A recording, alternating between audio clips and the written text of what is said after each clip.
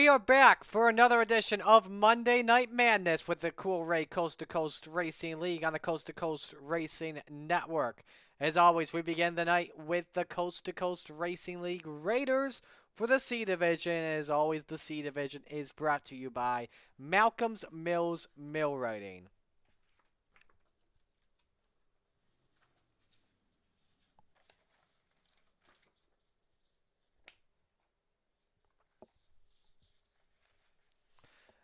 And we welcome you to the pre-race show on the Coast2Coast Racing Network. It is week number 4, and we come at you from the Lernerville Speedway in Pennsylvania.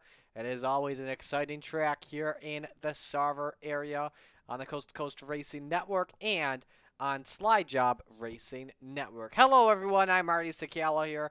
We are definitely glad you could join us for action today. Last week was a fun one. A couple of drivers that got two drivers of the three divisions getting their first wins of the season, and I believe their first wins as a part of Monday Night Madness. In the C Division, it was Josh Gerlach in the Raiders. In the B Division, Tyler Schultz taking his second Coast-to-Coast Racing League. And then Ryan Beagle, who came from the 11th position to take home the win, all happening at Fairbury Speedway.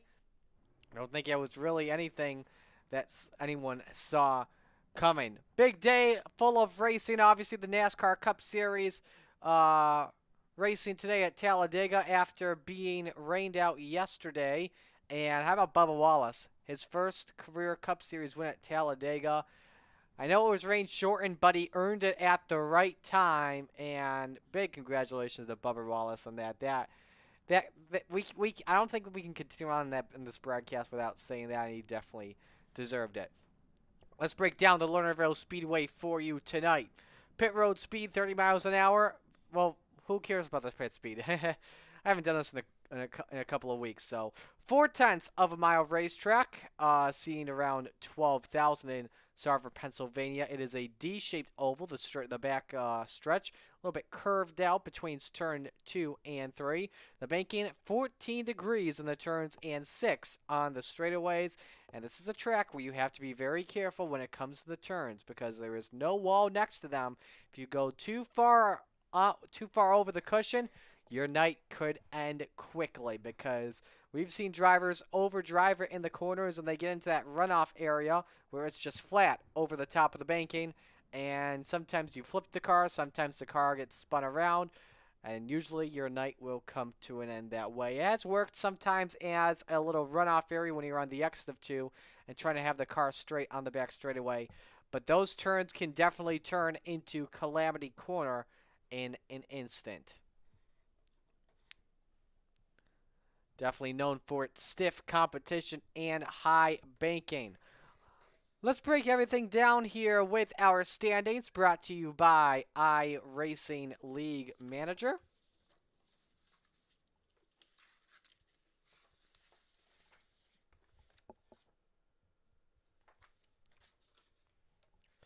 And here are how the points look coming into tonight with the Raiders division, pardon me. And now C Division currently, Jack Hitt leading the points standings with Austin Stern just 3 back in second spot. Brian Dickens is third with 180.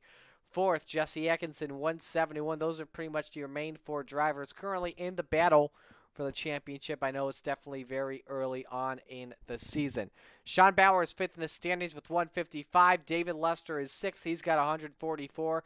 Daniel Blau 7th with 138.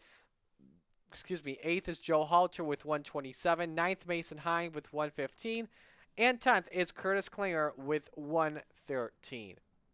Of course, early on here to the season, we talked about Josh Gerlach getting his first win of the season in Monday Night Madness. Austin Stern, Jesse Atkinson, the main ones to watch out for. They each won in the first 2 weeks of the season. Atkinson winning at Knoxville, and then Stern taking it home at the dirt track at Charlotte Motor Speedway.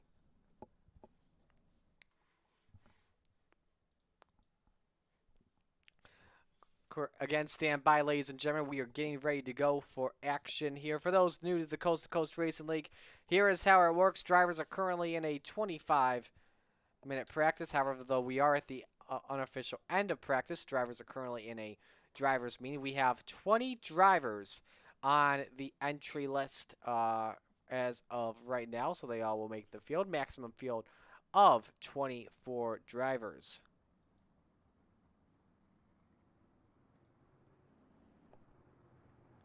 I believe I believe the drivers meeting has come to an end. And we are being told it has. iRacing League Manager, if you run or manage an iRacing League, let iRacing League Manager make it easier for you. Go to iRacingLeagueManager.com for more information. So the drivers meeting is over. Here's how we work the event tonight. 3 to 5 heats, 8 laps. The top 4 inverted in the starting lineup before we go green. And the top 4 will transfer to the feature from each race. We'll then have a B main, which will happen every time. 10 laps, depending on who we got left. It will be either extra practice or it is a race your way in situation. We'll then have a 3-minute warm-up, and then the A main, depending on each division, 20 to 30 laps, 24 the Raiders all the way up to 30 with the Renegades. 1 fast repair for both teams. No black flags are cleared. No waiver rounds. Caution laps do not count, with the exception of if we are under yellow on lap 1. 2 attempts at overtime if necessary. 12 instant points max before you are disqualified. And then the restart situation. Leaders go on green for the start. All restarts go on leader. And it is single file maintain. If you are looking for other racers that enjoy racing without all the drama and name calling of normal iRacing, come out and join the Cool Ray Coast to Coast Racing League. We have 16 divisions that race 7 days a week and currently broadcast 8 of them. Members know that they are a part of something bigger than just the on-track experience. Go to www.c2crl and click on Apply to join in on the action. And for those wondering, you'll have to scroll down a little bit more on the website as we are approaching our driver's feed deadline. We are in the 10th season of operation, and a driver's fund has been implemented this season to cover league expenses such as iRacing fees, website, domain name, trophies, and shipping. Drivers have until today, so I'd probably say the deadline's around midnight, to pay your $10 season fees, or else you will be removed from the league. Got to make sure you have an IL under 2,500 in order to reapply. All drivers, by the way, in the Raiders that are racing tonight came into the season with an IL of under 250. The goal is to keep that IL under 250 throughout the season, and if you cannot, you will be DQ'd and even possibly moved back to the D division of the retreads. Excuse me, not the retreads, the wrestlers division. So practice should be in the books while we have this opportunity. Let's take this chance and welcome you all to the Coast2Coast Racing Network. For those watching, let us know where you're watching from and who you were rooting for tonight. In all divisions around, we've got 3 races tonight here from 7 to 10 p.m. And practice is just wrapped up, so we go right over to our qualifying session, which is brought to you by the Pitside Podcast. Join hosts Preston Cranmer and Roger Craig each week as they discuss the latest news and developments in the Coast2Coast Racing League, as well as other racing news in and out of iRacing. This week, Dean Reynolds from the Super Dirt Car Series and Dirt Car Northeast and the Empire Super Sprints on the show, and I definitely recommend you check that out. Reason why? Well, it's pretty much simple. Super Dirt Week is this week. We'll talk a little bit more about it throughout the night tonight. First driver we're watching here on lap number 1, Gabe Blau in the number 721. Gabe Blau 13th in points coming on into the evening. You'll see all the qualifying times on the top left of your screen. Off of turn 1, a slide off turn 4 for Gabe Blau, and he is third quick at a 13.49. Doug Lester with the quickest at a 13.009, but Sean Bowers hits the 12-second club at a 12.914. Doug Lester's loose and he has to hang on to it. Sean Bowers slower on lap number 2, but a great quick time, 12.914. Halter improved to a 12.948. Quick time for Blaine Brink, 12.885, 12885, and he calls it. Jeff Flaro, 5th quickest, he's done. Same with Jack Hitt. Let's go to Jesse Atkinson, who works his way off of turn 4 in position number 8, up to 4th with a 12.960, 12960. You see all the drivers that are qualifying on the bottom of your screen and where they are currently on track. And I believe of the 20 drivers, the 15 have qualified appropriately. Now, we were unable to get pit notes from today. Actually, we do have pit notes from today. We're just confirming here. There were no penalties from the Raiders division. So this is the way we will stay with just a minute to go, though. Ladies and gentlemen, with the quick time of a 12.885, the driver of the number 021 coming in his first start of the season is Blaine Brink. Blaine Brink in the 021. As we get set to go, he is a Raiders driver, for those wondering. And what a time. That was just about half a tenth faster. We do have another driver on the track right now. That's Charlie Bragg in the 054 at 13.37. He's able to get this final lap going in the green in Sector 1, 9 the green in Sector 2, so this will be a slower lap for the 054.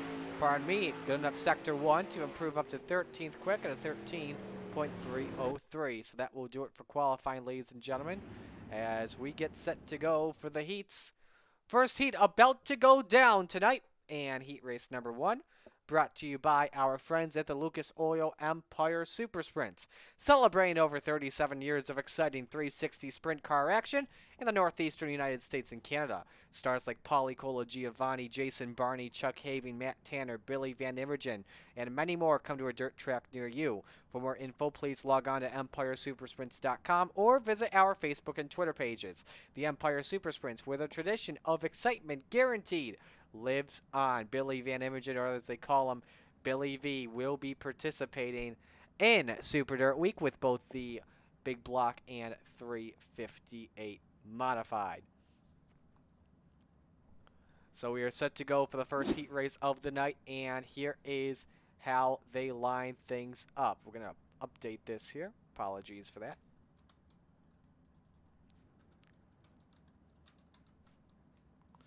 So here is how we'll line things up. It's Austin Stern and Doug Lester in row 1. Jesse Atkinson and Blaine Brink in row number 2. Row number 3 is Charlie Bragg and John Rayner. And Dylan Shreves starting from 7th position. Charlie Bragg does make it in. We've already got a car that is stuck in turn number 4. Why, this is an interesting scenario. Doug Lester is stuck on the bank. He's trying to shake the car with the rear wheels and try and get it maintained on the ground, but it's not going to work, and I am not sure what on earth happened with Dougie. I'm going to watch here on the Malcolm's replay. Oh, he got on the brakes. Wrong place at the wrong time. Absolutely something you do not want to do. So that's going to cost him early here. Luckily, he will be in the A main, but we'll have to start from the rear. So here we go for the first heat race. 8 laps, top 4 transfer directly to the A main. Winner of this heat starts on the pole, and we are green. And it's Blaine Brink with the early jump in the number 21. Had the quick time, moved up from 4th to 2nd on the grid after Doug Lester could not get his car fired up. It's Austin Stern in 2nd, Jesse Atkinson 3rd, John Rayner in 4th. Lap 1 is in the books, and it's led by the 021 of Blaine Brink. Fastest driver on track. We go over to second position. Austin Stern and Jesse Atkinson. Atkinson separated by 3/10 off of the 075. That's the drivers that are second and fourth in points respectively, coming on into the night, trying to move ahead in front of Jack Hitt. Brink nailing fastest laps. Oh, there goes the Stern. Stern is off and into turn number 2. And he'll be going to the B main. That's a tough break for Austin Stern. He'll have to fight his way from the rear to the front. We just had a change for third. Oh my! Charlie Bragg and John Rayner really loose there in turns 3 and 4. Having a good battle of their own. Bragg keeping third position. Jesse Atkinson is up to second. And now it's Blaine Brink with the lead. Austin Stern, by the way, did receive a... oh, pardon me, thought for a moment he did receive a top 5 spot, but he did not. Final lap is underway in the heat race, and John Rayner is slowed and is going off track on the back straightaway. That will do it for Heat 1, though. Blaine Brink, Jesse Atkinson, Charlie Bragg, and then John Rayner, we are waiting on you, my friend. Something tells me he may have run out of fuel, but I doubt it, so he is done. And that does it for heat race number 1. Second heat race of the night, brought to you by Icon Sim Sports. Icon Sim Sports aims to bring the sim racing community a one-of-a-kind fixed chassis experience like no other, while exemplifying extraordinary customer service to its patrons. Imagine having a sim racing chassis built specifically for you, a custom chassis engineered to accommodate you and your needs while replicating the look, feel, and design of a real race car. Check them out online at iconsimsports.com. Field is rolling off. Hopefully we have no issues with the 5 drivers that are taking the green, and good news, that is not the case. So here is the starting lineup for heat race number 2. I want to say Scheiderer on the pole with Daniel Blau next to him. Then there's Chris Schaefer and Sean Bowers in row number 2. Then Steven Bixler starting from 5th position. Nathan Aldrich and Mike Shaughnessy not able to start this race, and the reason why is because they are in different divisions. And again, you could have, and again, for all drivers, if you are watching this on the YouTube page and you are not participating in this, we highly recommend that you click on watch instead of join, because it helps get the racing done a lot quicker. 4 drivers make it in and directly transfer on. Obviously, we know who's on the pole, Blaine Brink, who will start right next to him in 2nd spot. About to find out. Ready to get the green flag here in the starter's hands, and there it is. We are racing.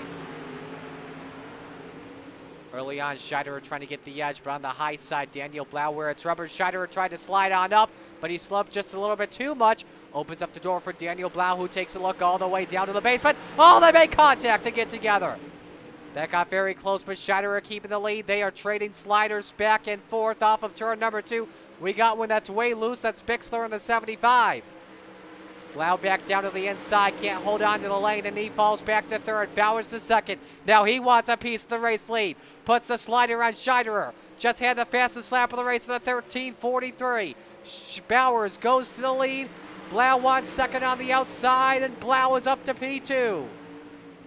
Top 2 just ran their fastest laps of the day. Bowers a lot faster at a 13.19. Blau right behind. Look out, Scheiderer just got up into the wall off of turn number 4. Just got to be careful in that regard. Chris Schaefer currently with the final transfer spot in 4th position. Steven Bixler looking at himself at a spot in the B main at the moment, but right now it's Daniel Blau trying to close in on Shao and Sean Bowers. This is what it looks like from the perspective of the 17. Again, 7th in points coming into the night. had a chance at the championship last season, I should say, but due to his IL being over 250 ineligible, and Jamie McCarron took home the championship. Here they come off of turn number 4. Sean Bowers receives the checkers and takes heat race number 2. Daniel Blau, JP Scheiderer, Chris Schaefer transfer into the A main. Steven Bixler going to the B main. Heat race number 3 brought to you by the Super Dirt Car Series.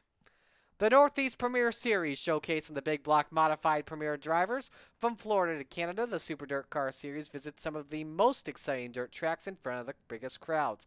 They're the ground-pounding, earth-shattering, window-rattling beasts of the Northeast. It's the big block modified Super Dirt Car Series. Big week, Super Dirt Week, early bird tech happening earlier today. And I'm very pumped to get to the Oswego Speedway this Thursday. Dino was talking about it on the Pitside podcast earlier with a friend with him, that being Buddy.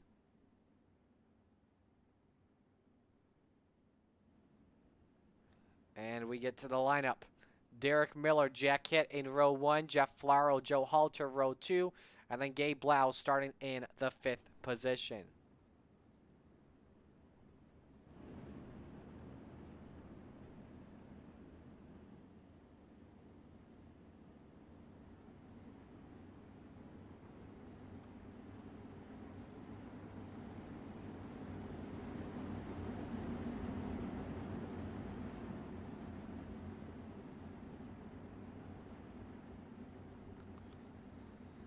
So Super Dirt Week this weekend, we'll talk about it a lot during this heat race.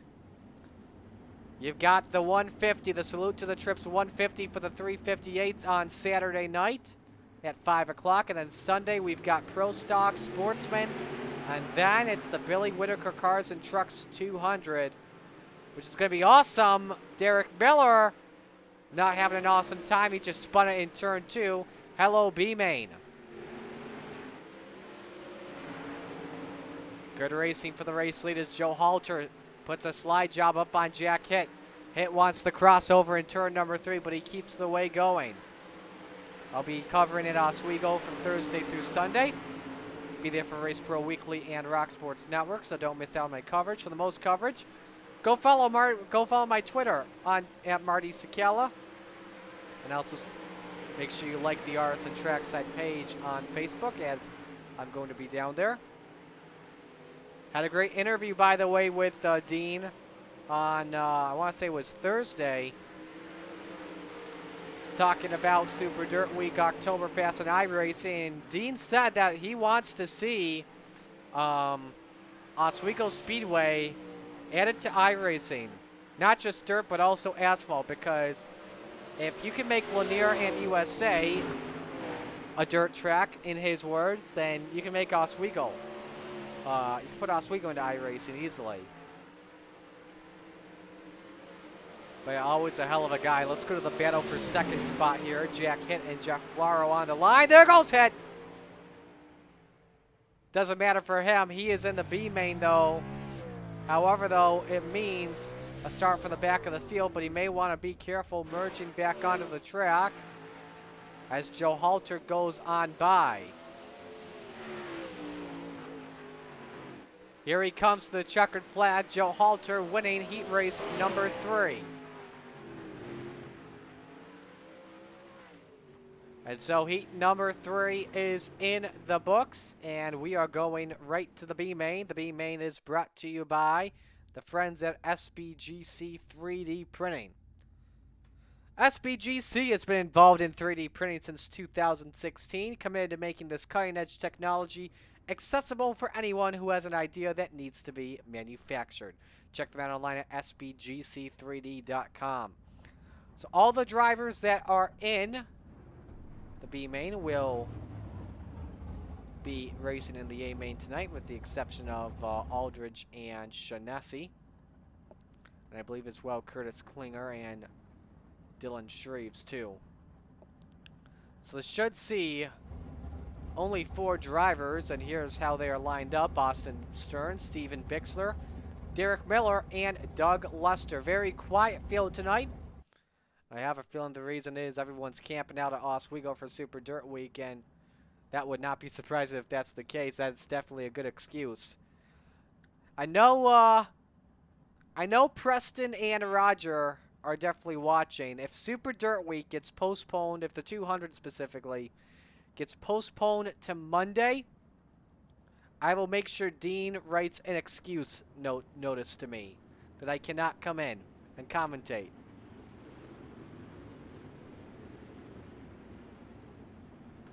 And they know I'm having fun about it. So only 4 drivers. That means 16 drivers for the Raiders division tonight for 20 laps.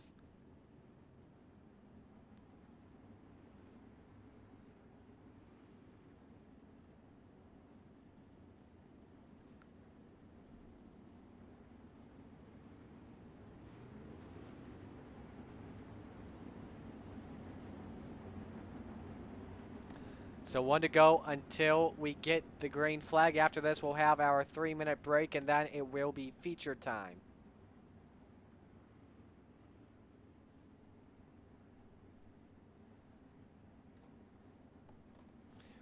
Austin Stern, probably the big surprise in the B main, but he's starting on pole, and he could still have a good chance at getting the win tonight. Here we go. B main is green. And it's Stern gained the edge, but look at on the extreme outside. That is Steven Bixler in the 75. Wanting second up on the top shelf where Mama hides the cookies. Miller trying to clear up for P2. He's got it by just about a bumper. Now Lester sends his way into turn number 2. Luckily did not have the big mistake of, I don't know what you would call it. It's not bottoming out the car. It's just having his car like, it's not wedged in, but it's extremely stuck. Stern, by the way, running the fastest lap of this session at a 13.64. Battle for second. Lester puts the slider up on Derek Miller, and he takes away P2. Miller trying to fight back on the exit of turn number 4. Does not work. And now Lester all over that 75. He wants the race lead. Why don't we ride on board with Lester? He just ran the fastest lap of the day, by the way, 13.42. About 120 miles an hour all the way down to 80. He's trying everything to get to the inside and take the lead away. Steven Bixler into the chocolate chips. They are both running the top side. You go any farther up top, you are gone. A car length and a half separate the top 2. Lester tries to go on the attack down to the inside. Can't slide up just yet. He looked for the lead. Had it for a split second, but the high side where you want to be. Lester trying to fight back on the bottom off turn 2. Stern's wobbling the car big time. Came so close to going off track. And Stern and Lester side by side for the lead. It was too close to call at the start-finish line, and Stern nearly goes off. Lester makes the pass stick on the inside to take the spot. Doing a good job shutting off Austin Stern. Battling for a 13th starting spot. Stern onto the inside. Is he going to send it into 3 and 4? Lester with a defensive line. Stern tries to send it in. Not going to be enough. Doug Lester takes the B main over Austin Stern.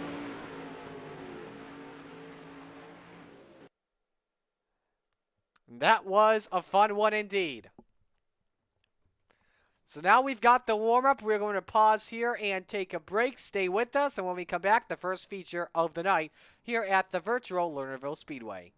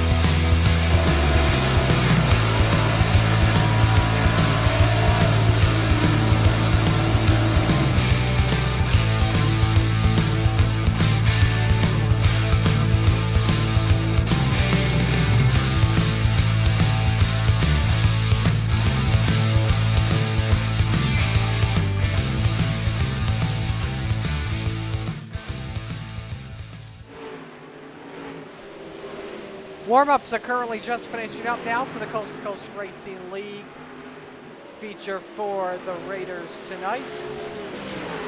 Our first feature of the night is brought to you by Malcolm's Mills Millwrighting, based in Oakland, Ontario, Canada. Malcolm's Mills Millwrighting is a full-service millwrighting contractor featuring custom welding, fabricating, and servicing industrial clients. Check out their website at www.mmmillwrighting.com.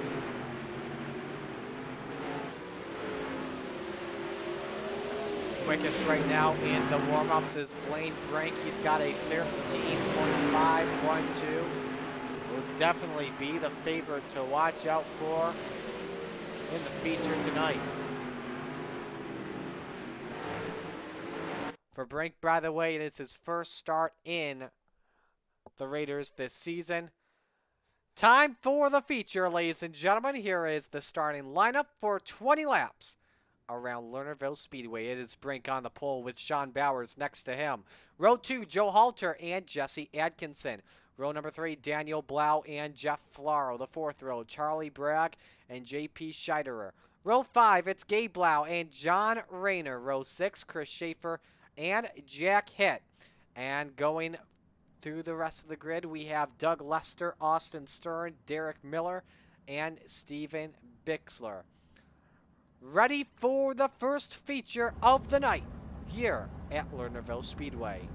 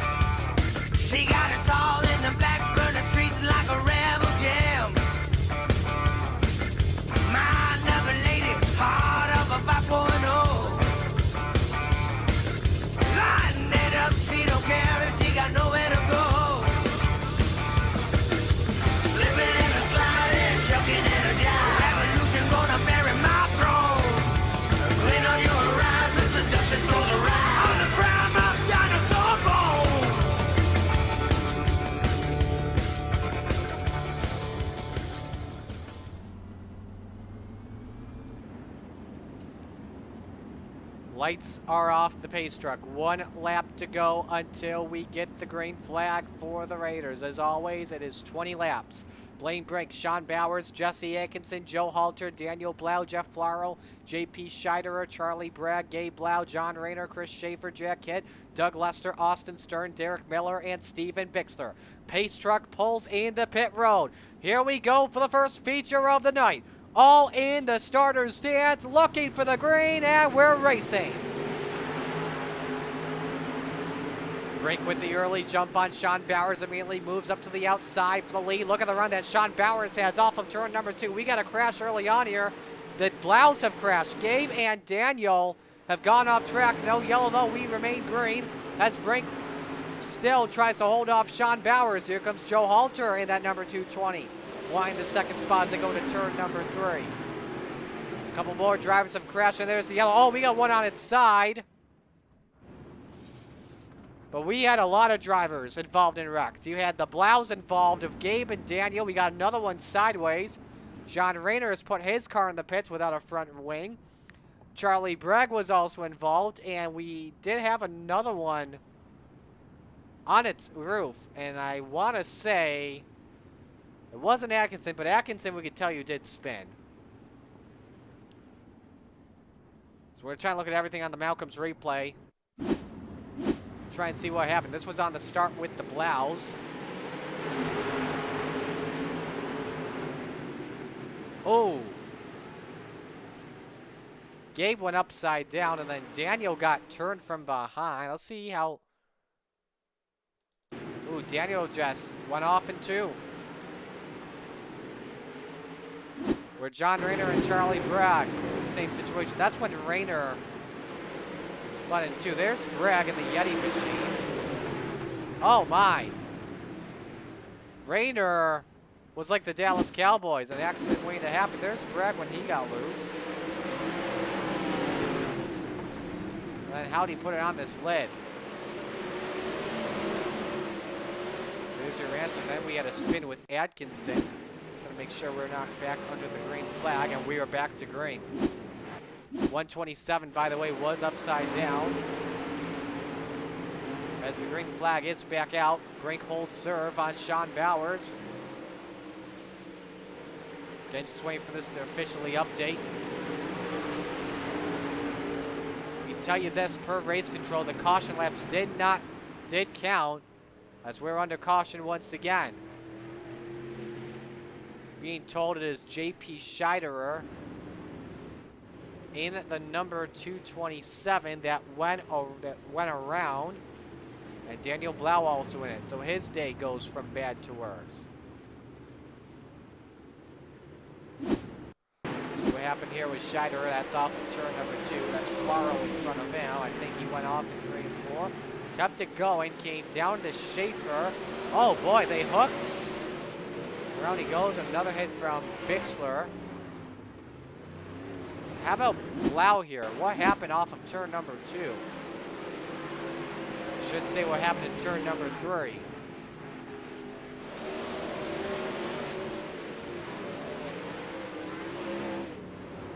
He just simply slowed and didn't really see anything that could trigger that.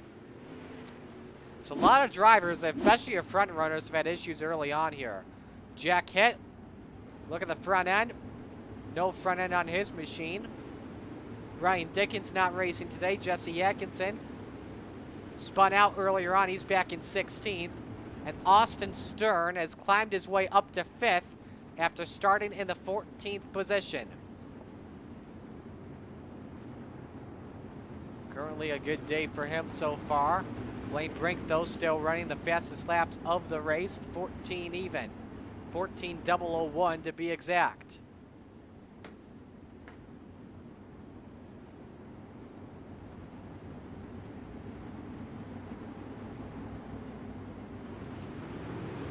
Here we go, we're back to green.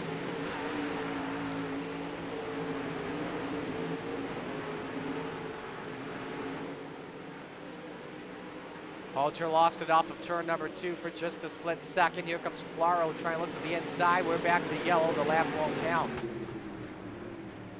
Jack Hitt, the points leader, upside down in his machine.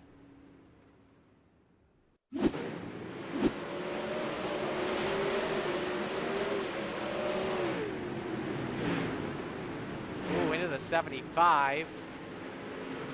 Oh man, both of them go up on its side. That 75 is Steven Bixler.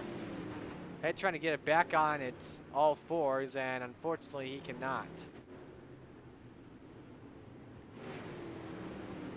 There's Bixler as well getting involved in the action. So we're back to yellow. The field is waiting for the pace truck. Again, we've only completed 4 laps.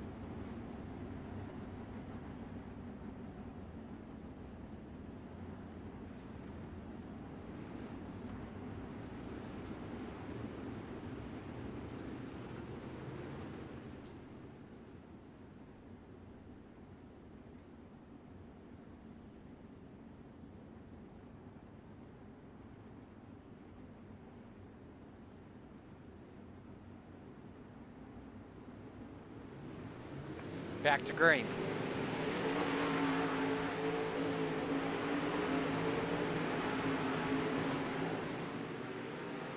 Halter on the outside. Stern did not get a good restart there. He's got a challenge from Jeff Flaro for P4 on the track. But Austin Stern did gain a spot off of that restart as the lap counts. He's looking for third on Joe Halter. He's got it for right now at the stripe, but the yellow is out. And I believe that gives Halter third position still. We'll check who the yellow is out for once again. This has been a long race so far. Let's see what happened with J.P. Scheiderer and Gabe Blau battling for a position. Up in the rubber he goes into the wall and collects Gabe. Gabe went off track in that 7:21.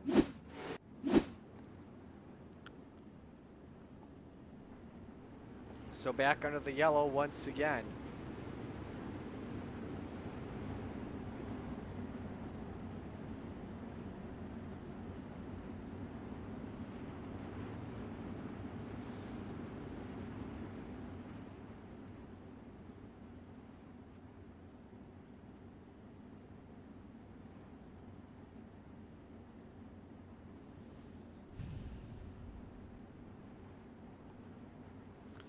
Going to green this time by. We have only completed 7 laps. And Brink again firing off the gun easily. Bowers keeps it high. Everyone else on the bottom. Look at Halter. Look at Stern. Going at it for third on the track. This time Stern wants to make the pass work. Out of 4, Stern's got it at the stripe. He has third. And now he wants second spot on Sean Bowers. But first, Stern's got to try and clear Halter. Clear him up, and that he does.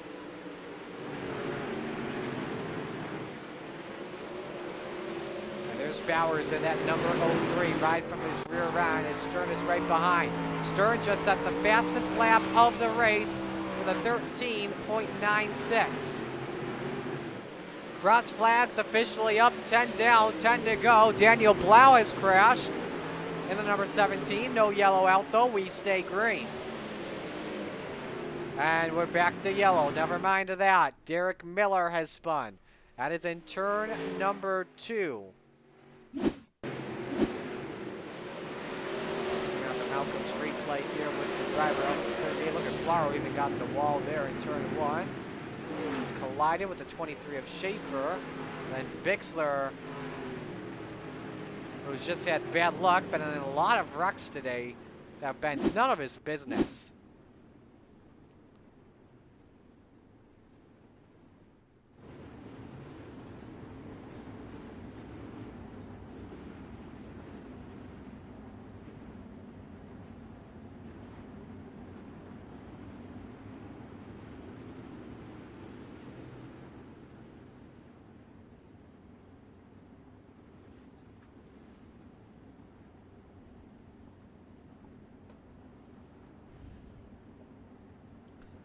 Ready for the green flag. 9 laps to go. Brink, Bowers, and Stern. That's who Brink has to be careful of. Austin Stern. What can he do? Bowers defends in 1 and 2 for that second spot. And now Stern tries to set the pass up, going down to the inside. Can he make it work? Not yet. Separated by about a car length, and now Bowers closing in on Blaine Brink. Brink to the bottom of the track. Bowers trying up top. We could have a 3-car battle for the lead on our hands. Bowers keeps it on the bottom, and he just ran the fastest lap of the race at a 13.95. Halter has crashed. They run different lines, and how do they compare this time? Bowers just 1/100th of a second faster. They keep running the bottom, but one goes top, one goes bottom. Going to be 5 laps to go with a start-finish line, and these are the 2 that are likely in it to win it. And Bowers closes it again. Tries to go to the inside for the race lead, but can't make the pass work. How does it work in 3 and 4? Rides the cushion so thin, and is there. Had huge momentum off of turn number 4 with 4 laps to go. He try and get the better exit there. He tries to look down to the inside. Let's watch 3 and 4 for the onboard. Brink knows what he's doing. Keeps it on the high side. Here comes Austin Stern in the battle. 3 laps to go. Blaine Brink, Sean Bowers, currently in the battle for the win. 2 to go. Bowers' best finish last week came from a 5th position finish. Couple of car lengths separate the top 2. Is it going to be Blaine Brink or Sean Bowers? White flag is in the air. We're on the last lap. Both of them drive the low line in 1 and 2. If Bowers wants it, he's going to have to come and get it. Where's the Hail Mary in 3 and 4? He sends it in off the corner, but does not work. Blaine Brink takes the Raiders feature at Lernerville Speedway tonight. Bowers second, Stern third, Flaro fourth, and Lester rounds out the top 5.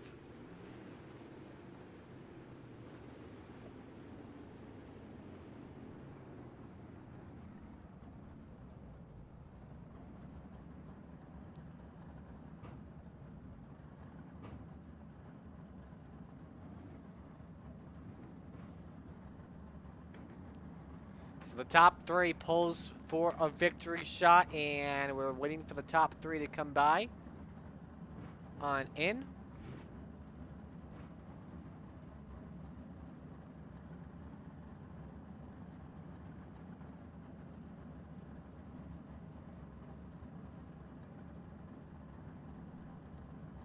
And we've got Austin Stern on in for 3rd position. And we've brought him in now. Austin Stern with a 3rd place finish. Austin, you are, by the way, the A&J Custom Creations hard charger of the race from 14th to 3rd. So congratulations on that. But I know you were hoping for was the top 2 to mess up, and so you could have a chance at it. That's exactly what I was messing up. Actually, throughout the whole race, I was hoping the entire top side people that were going up there were going to mess up, because I had no intentions of even going middle at this entire race. I messed up in the heat, and I was like, you know what? Nope, not doing it. So I just threw a little more gearing in there, and I let her eat around the bottom, and it kind of worked, I guess. Absolutely, it did. Will we be seeing you in the next feature or no? No, not tonight, unfortunately. All right, who you want to give shout-outs to tonight?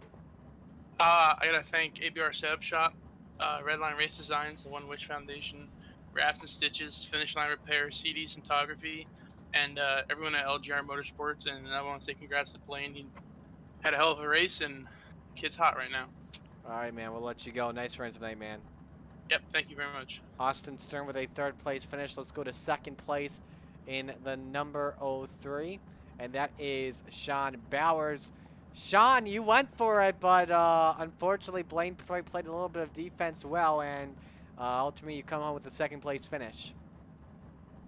Yeah, he kind of, blocked a little bit there, and I tried to just go for it and came home 2nd. Wish there was a little bit more laps, or just less cautions, one or the other. Definitely understand that on your end. Who do you want to give shout-outs to tonight?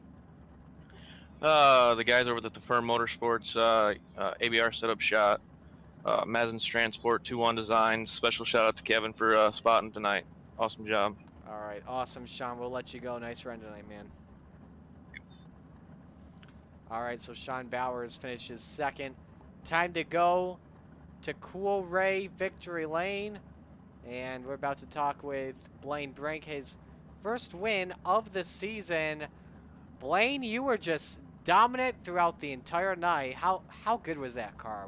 Is that the best car you've ever had? It was pretty good. It felt good in qualifying in the heat race up top there. And I knew in the feature I wouldn't be able to run on the top because it was pretty slick. So I got her dialed in to run the middle, and race went pretty good. Sean put on a good battle with me there at the end. Yeah, I want to ask you about Sean. Were there any concerns on your end that he was trying the high side in 3 and 4 and was getting just so much momentum off the corner that he had to run at you? Yeah, I knew eventually I'd probably start going up there myself, which I did a few times. But in the last lap, I just protected the slider, so he wouldn't slide up on me and get the win there. But he definitely had a lot of momentum going up there, and I felt pretty good on the bottom, so I just stuck to it for a while. Definitely understand there on that end. How about the yellows? Were there any concern on? Because, I mean, I know we had a lot, and there wasn't really that much green flag racing tonight. Yeah, the first restart I had an okay one, and then the next 2 I had a really good restart, and then the yellows kind of hurt me there. I was trying to get a run away from all those guys, but in the end it ended up working out, so that's all that matters. Alrighty, who do you want to give shout-outs to tonight? First want to shout out Austin Stern for running this race with me. Jared Cuno, my teammate, everyone else at LGR Motorsports, ABR Setup Shop, Redline Race Designs, One Wish Foundation, Wraps and Stitches, Finish Line Repair, and CD Cinematography. Warrior to warrior tonight, man. Nice job tonight. Congrats. All right, thank you. So Blaine Brink taking home the win tonight. And with that being said, in Cool Ray Victory Lane, Let's give you the official results here. By the way, at Cool Ray, their goal is to make sure that Ray's tradition of 100% customer satisfaction lives on today. Cool Ray is proud of their reputation of providing excellent service to homeowners and businesses in Georgia. Their mission is to continue to build long-lasting relationships with their customers through their winning spirit and commitment to 100% satisfaction guaranteed. All right, so let's give you the official results. 7 drivers finishing on the lead lap. Blaine Brink, Sean Bowers, Austin Stern, Jeff Flaro, Doug Lester, Chris Schaefer, and Steven Bixler. The championship points are definitely going to change big time with Jack Hitt being involved in wrecks.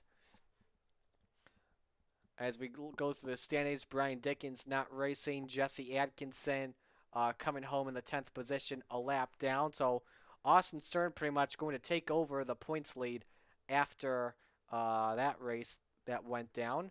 And then Charlie Bragg, Derek Miller, John Rayner, J.P. Scheiderer, Jack Hitt, and probably taking the big hit of the bunch, and then Gabe Blau. Okay, we've got a ton of time before our next feature, our next event, I should say, which is the Rebel. So what we're going to do, we're going to take a break, probably go longer than 5 minutes. So if you see some stuff that you've already seen throughout the night, we're going to have it on replay. So we'll come back, and then we will preview the Rebels for tonight. Stay with us here on the Coast to Coast Racing Network. By the way, in the chat, Nathan Aldrich says, who needs walls anyhow? Well, who knows, Nathan? You may need one tonight. So stay with us, folks. We'll be back in just a moment.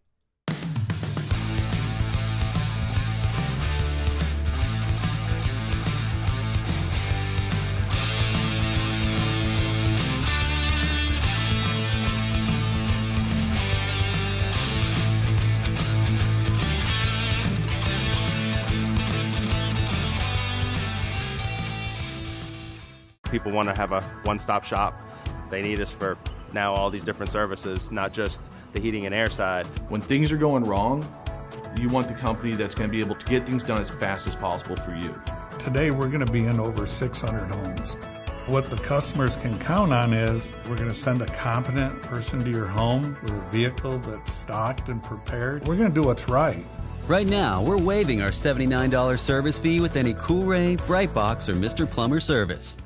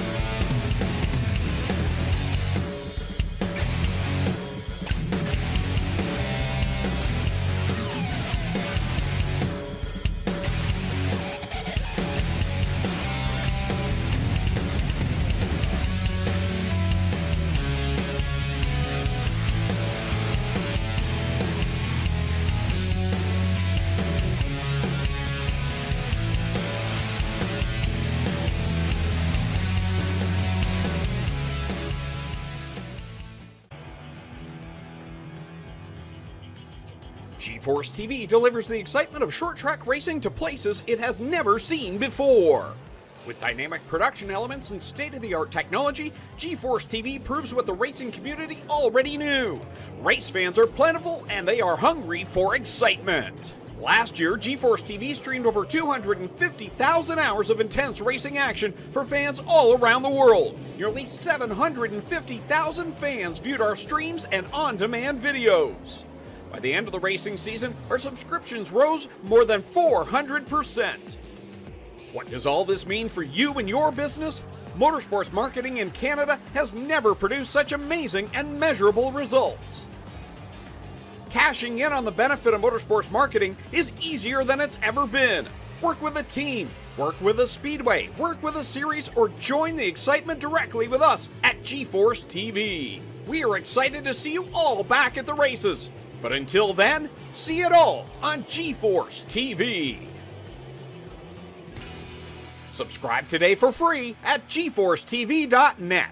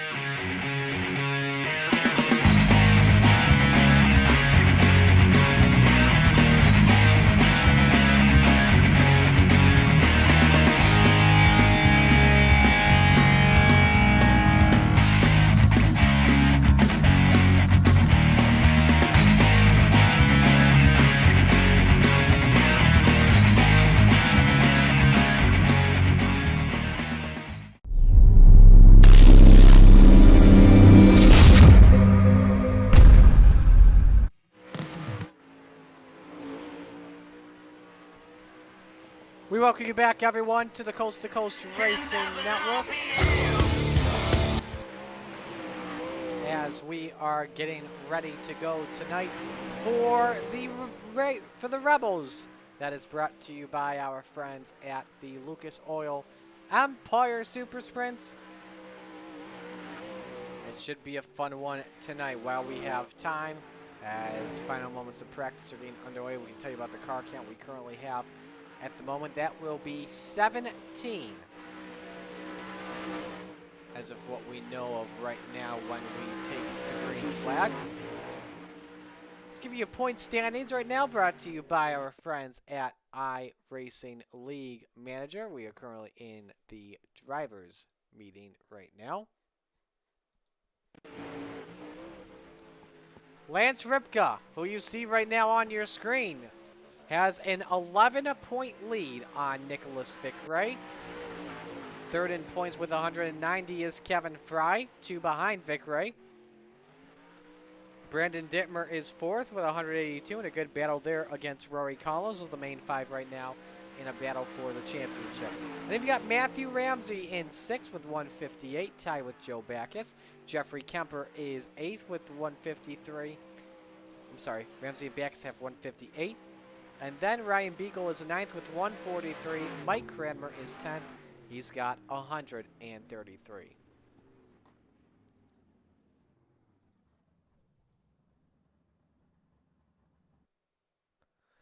While we are at it, let's take a look and see what is coming up on the calendar this week for the Coast to Coast Racing Network.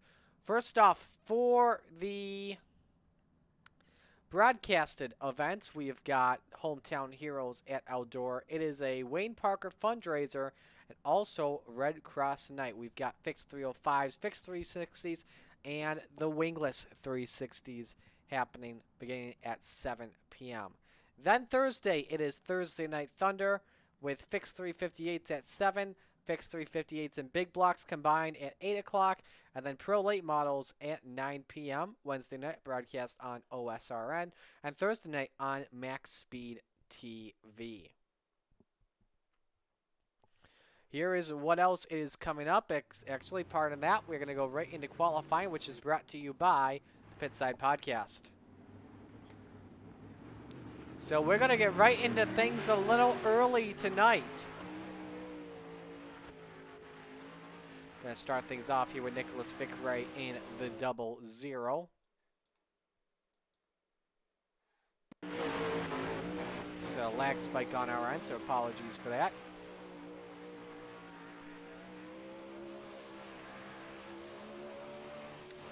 Vickray, who had the sweep in the race from Brody Sim. Brandon Dittmer starts the timing out with a 12.994. Kevin Fry second, 13.13. Brandon Templeton second quick at a 13.11. We see if Vickray tries to improve here on lap number 2. He cannot.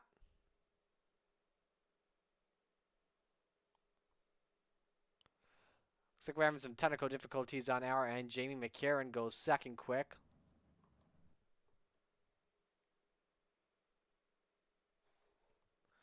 We're going to pause here. We're going to step aside, folks. We are not sure what is happening here, so stay with us. We're going to take a brief break here.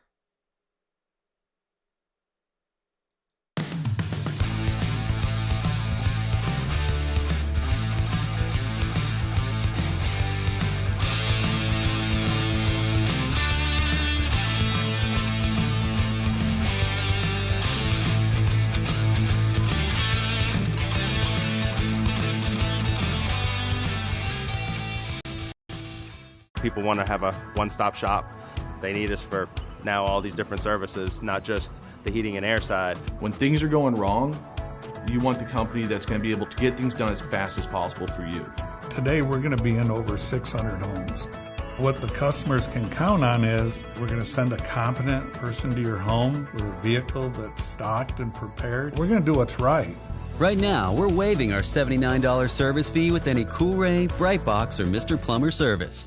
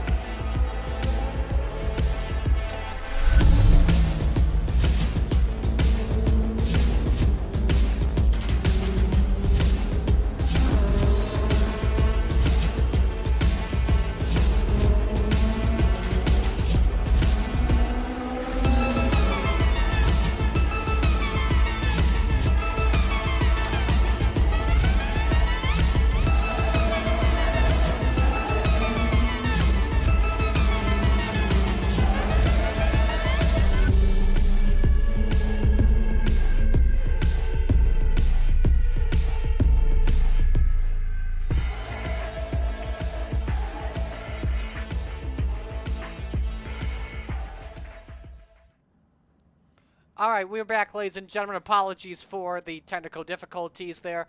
We're set to go for heat race number 1, which is brought to you by the Lucas Oil Empire Super Sprints. Here is how we will line things up for heat race number 1. Doug Lester and Blaine Brink in row number 1. Row 2, Brandon Templeton and Brandon Dittmer. Row 3, Jeffrey Kemper and Mike Cranmer and Matt Ramsey starting in 7th position.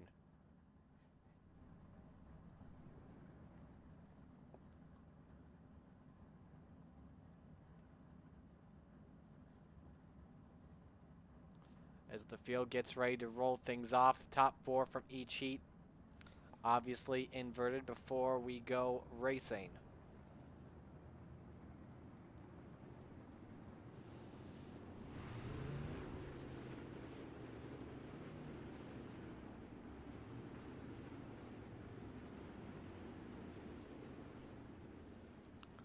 Main driver to watch out for here in heat race number 1 would probably be that number 83 of Brandon Dittmer, starting from 4th. He was the fastest in qualifying. For those wondering at home, had the quick time. Let's check through iRacing and see what the quick time was. It was a 12:9.94. In fact, the only driver in the 12-second brackets.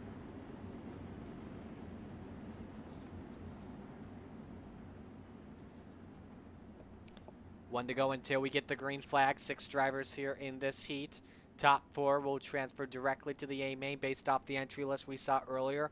All drivers will make it to the A main tonight.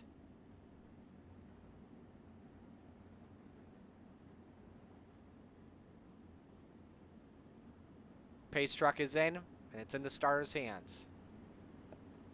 Heat 2 is green. Blaine Brink, your Raiders winner, gets a good start. In 2nd spot to the inside on Doug Lester for the race lead. Those two were in the Raiders event earlier tonight. Big slider, and they touch, and around goes the... Everyone was like involved in that. -1 driver.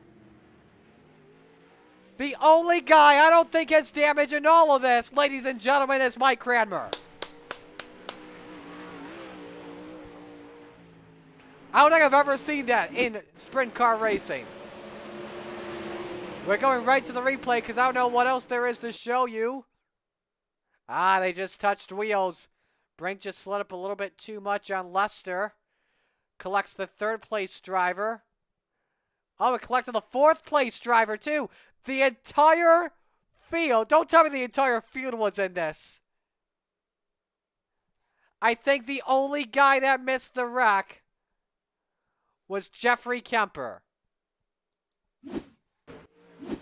That's absolutely incredible.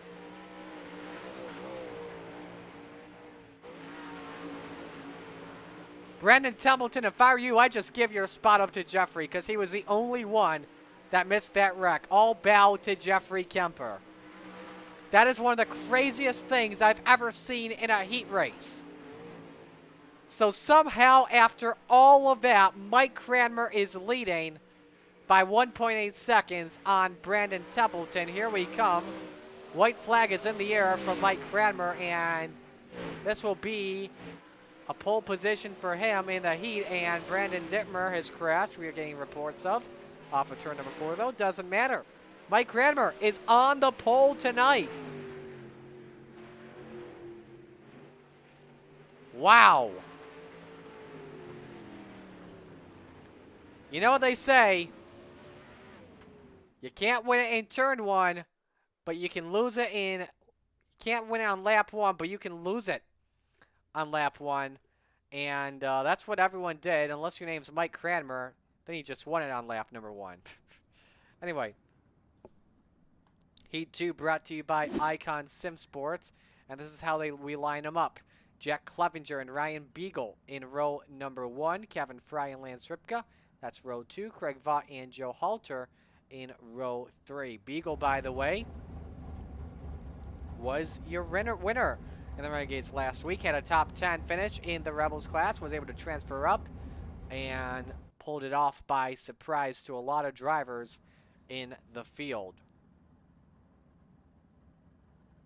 So after all of that, I don't think it can get crazier than that tonight.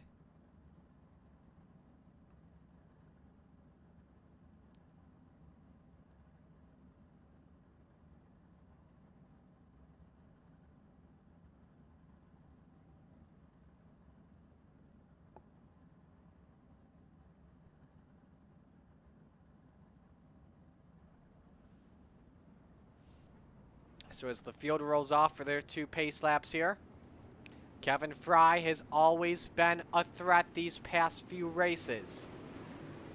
Let's compare how he has done this season so far. So first off with the Rebels, second at Knoxville.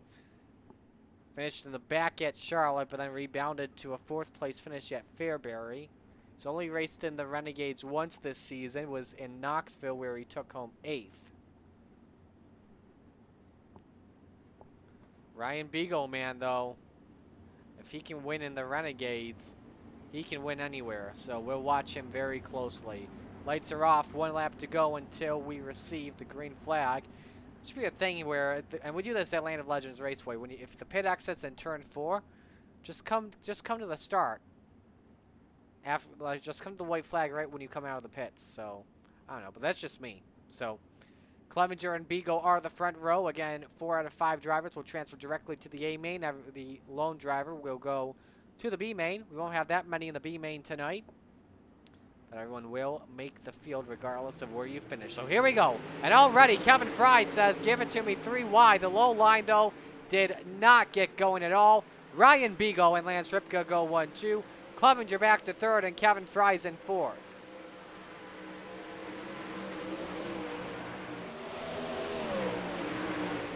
Lance Ripka trying to close in on that number 84, trying to get that race lead away. There's your top 4 all under a blanket. Greg Vaught falling back in 5th position just behind the pack, hoping for an accident to happen on the top 4. I think he knows an accident's going to happen, but I don't think we're going to see an accident though in this heat with the way they are racing. For 3rd, though, Kevin Fry inside on Clevenger for the spot. Tries to slide off. Oh, there it is, the accident. Look at the 78 of Clevenger, tumbling like a tumbleweed. And Craig Vaught goes to 4th position. How do you like that?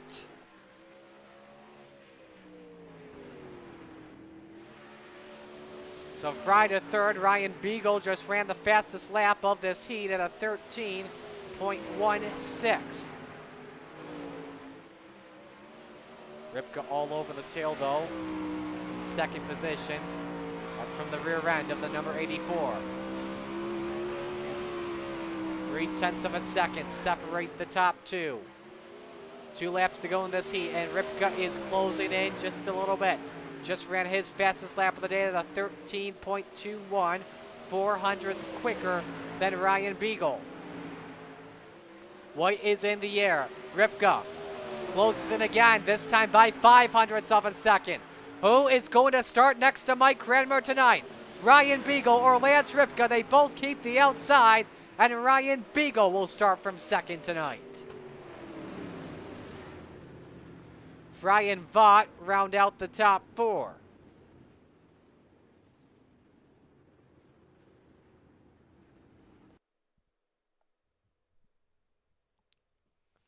So final heat race about to go down. We believe it is the final heat race. And heat race number 3 brought to you by the Super Dirt Car Series. Some news, by the way, about the week so far. There was supposed to be a Wednesday practice session. However, though, that was canceled due to the weather that was in the area today. But it will still be Dirt Car Day on Wednesday, though, with the parade in Oswego. And with an announcement about Super Dirt Week from next year, I believe. So we are definitely looking forward to that. I'm so excited to get back there Thursday.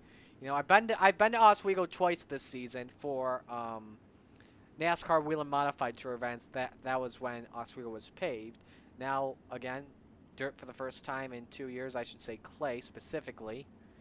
And I can't wait to get back there. So Rory Collins and Joe Backus in row 1. Nicholas Vick-Ray, Jamie McCarron, row number 2. Nicholas Schau, Corey Kussler in row number 3.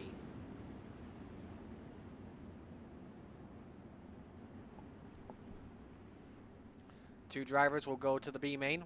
Everyone else transfers directly into the A main. Winner starts in 3rd tonight.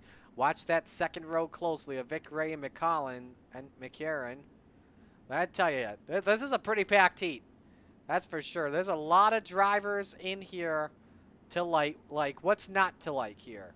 That's the real question. As we get ready to go to green for heat race number 3, there it is. Collins on the inside. Backus top shelf where Mama hides the cookies to the race lead. McCarron back in 4th. Vick-Ray looking down to the inside. This is getting pretty crazy off of turn 4. McCarron up to 2nd spot. Kussler on the outside for 3rd. He's got it, but may want more. Vick-Ray taking 4th from Rory Collins. Not with the 62 wanted at all. As the racing's getting pretty crazy, we go to the battle for 3rd between Vick-Ray and Kussler.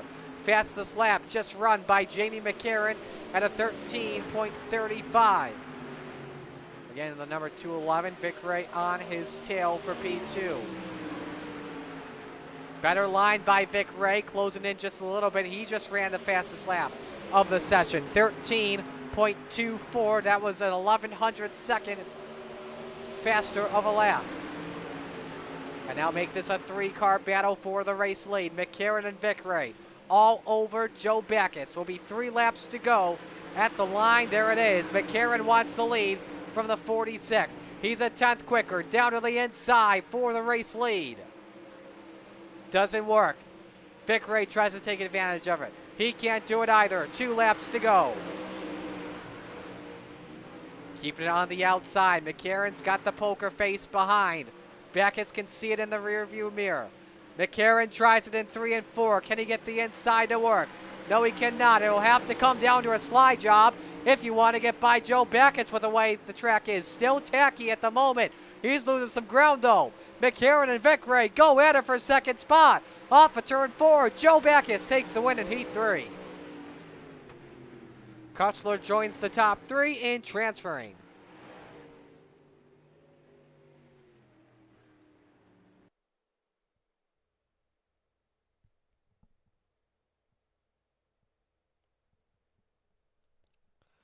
So now it's time to go into the B main, brought to you by SBGC 3D Printing.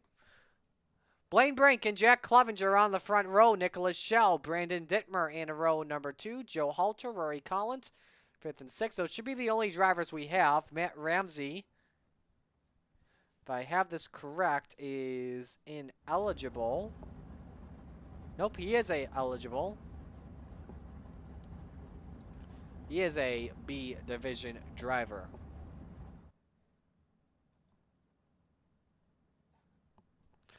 Ten laps here for the Consi.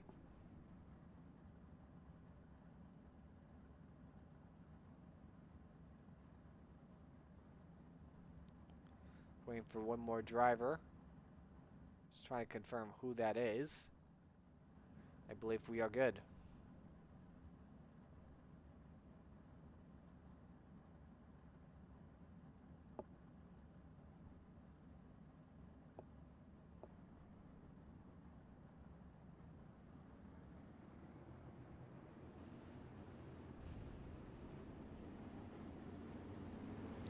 Field is rolling off. Matt Ramsey crossing the line. We do not have Joe Halter.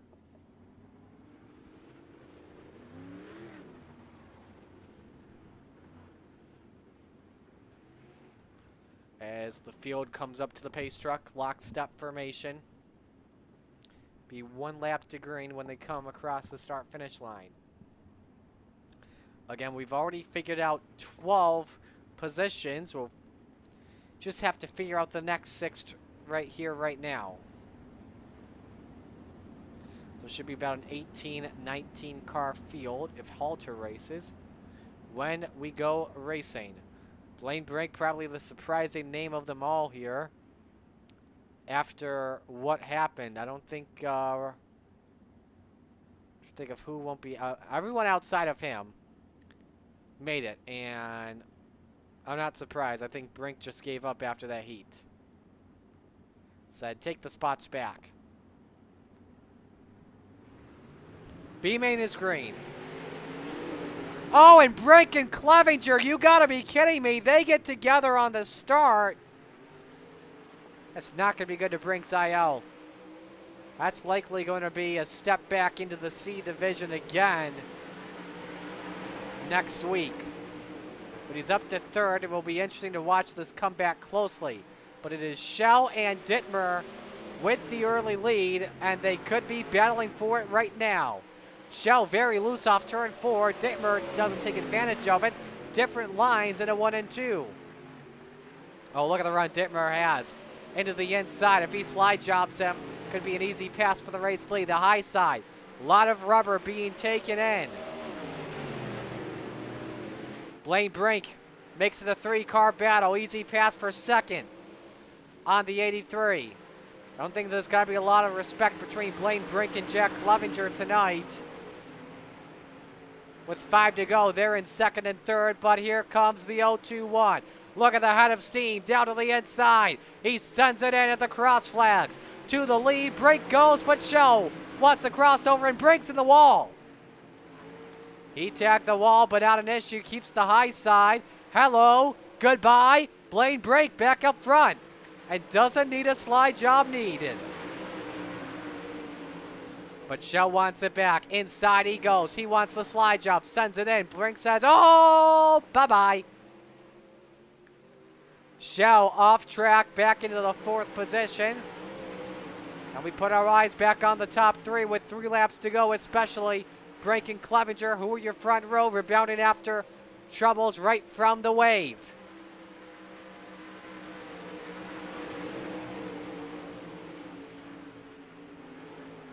Two laps to go. This is from Clevenger's perspective.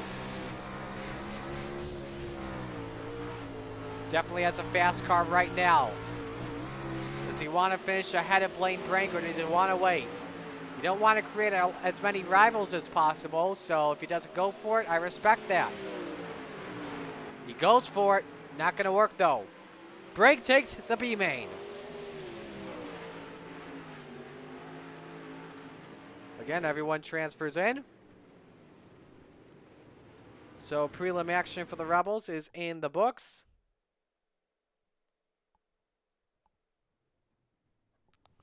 So we will pause here, step aside for the warm-up, and when we come back, it's feature time.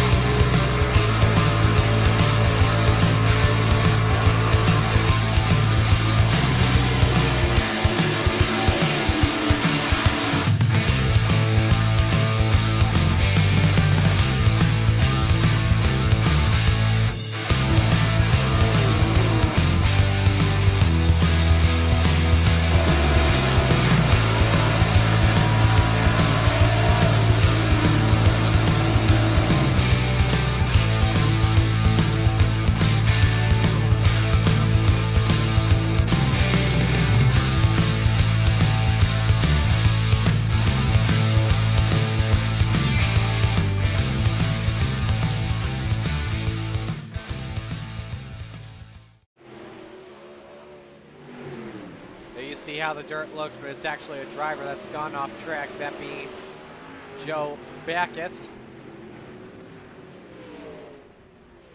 Backus has the quickest lap of the warm-up at a 13.69. In fact, he is tied with Brandon Dittmer. So we should have a fun heat with the way the rubber is.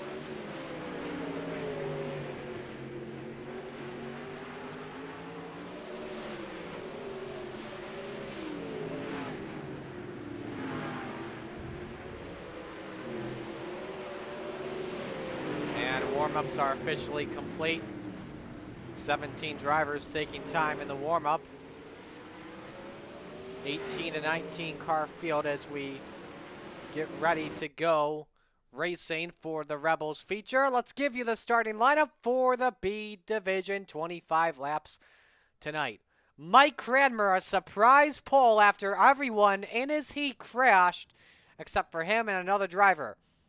So Cranmer and Beagle, your front row. Row 2, Joe Backus and Brandon Templeton. Row 3, Lance Ripka and Jamie McCarran, the fourth row. Jeffrey Kemper and Kevin Fry. Kemper was the one that missed the wreck as well in Heat 1. Round out the top 10, Nicholas Fickray and Doug Lester. Row 6, Craig Vaught and Corey Kussler. Row number 7, Blaine Brink and Jack Clevenger. Row 8 is Brandon Dittmer and Nicholas Schell. The 9th row, Rory Collins and Matt Ramsey. And if he comes in, Joe Halter will start from the 19th position. All right, here we go for B feature time at Lernerville Speedway.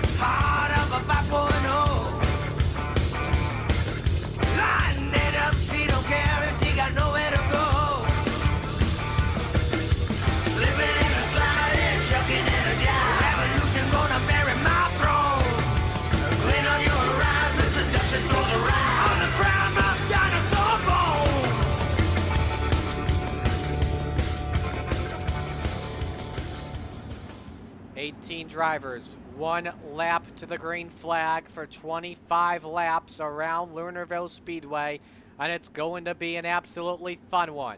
Who's it going to be? How's it going to be done? We are about to find out. The pace truck is in pit road. A surprising front row, and Mike Cranmer, Ryan Beagle bring the field to green. Let's go racing at Lernerville.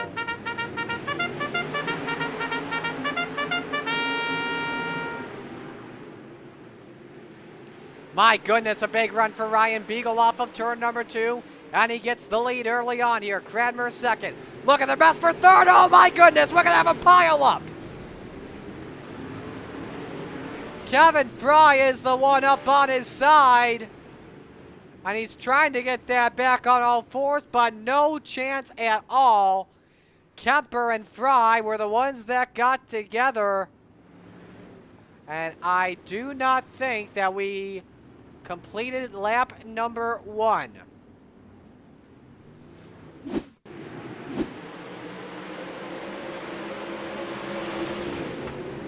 This was a mess. Kevin Fry, a lot of contact there. We'll have to watch Fry's perspective.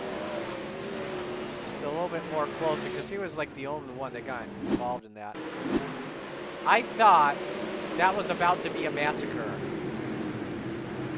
Oh, it started in front of him when that was Backus that got sideways. Again, I don't know how he saved it.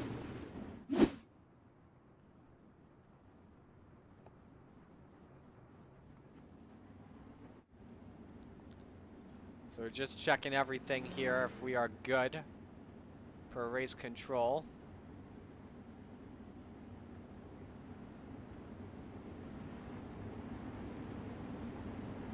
Don't think we'll really have to reset anything here.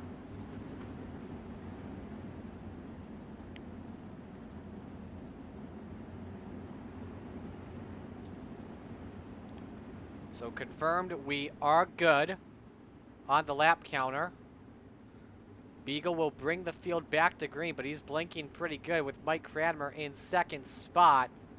We'll see what happens here closely when it comes to the blinking of Ryan Beagle, but he gets the right to fire first.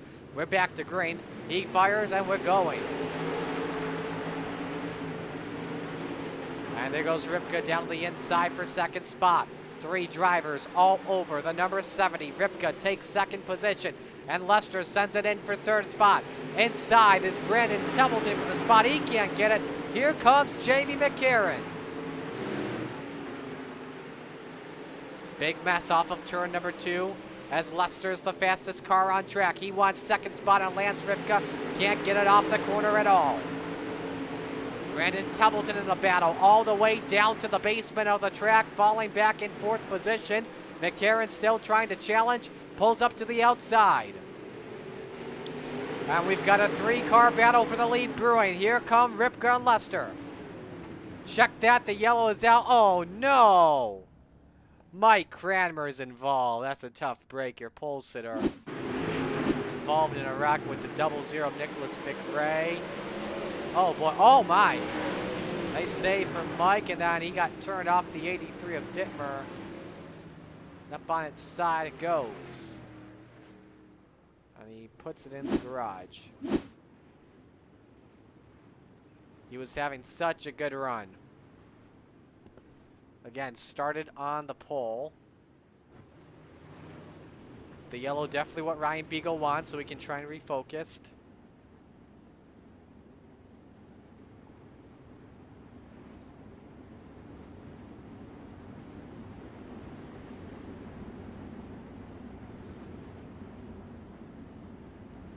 And the lights are off, so we should be going green this time by.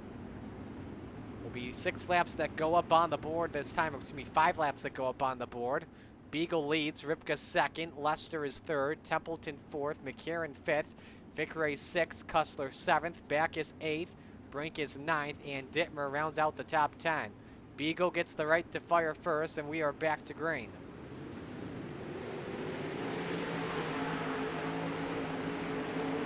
Ripka, a different line compared to the 84. That's all the way up top to the bottom, and he's got a good run. Gets away from Lester, also gets away from Templeton, and he's got a nice run right now on the outside. Lester tried to challenge, and now he says, I want to join you too in the room up on top of the attic. Oh, look how loose that car was. Into the corner it went.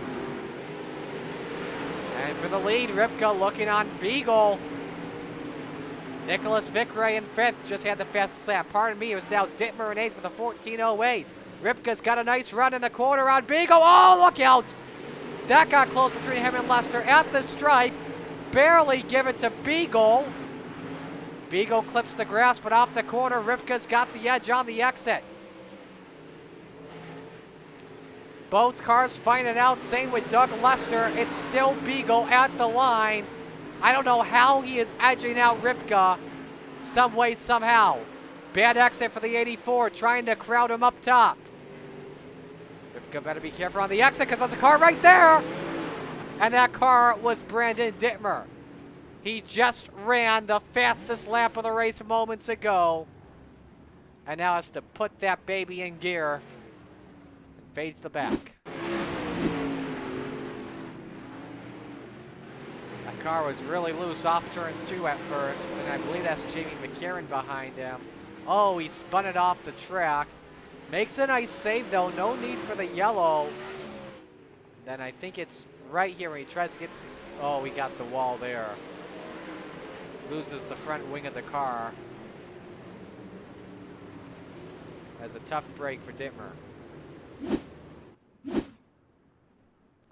My goodness, folks. We've got a good race between Ryan Beagle and Lance Ripka. This is a lot of fun to watch your top 2 race. 15 to go when we come back to the green flag.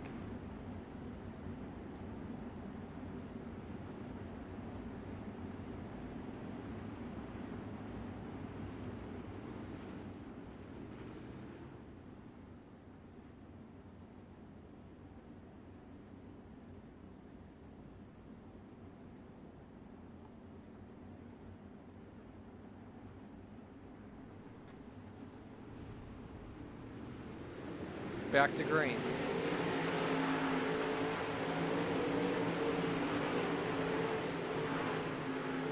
Beagle tries to hold serve off of turn number 2. Ripka stays there. Lester is third. Faces a challenge from Vic Ray. Vic Ray up on the top shelf. And Ripka still holding on to second spot. Seems like the low line barely is the place to be. And Beagle's got the setup ripped and gripped for that. Off of turn number 2, though, Ripka still has the edge. And the yellow is back out. We've got a mess. Blaine Brink losing the front wing down the back straightaway. Also involved, I think, was Matt Ramsey. For the Malcolm's replay.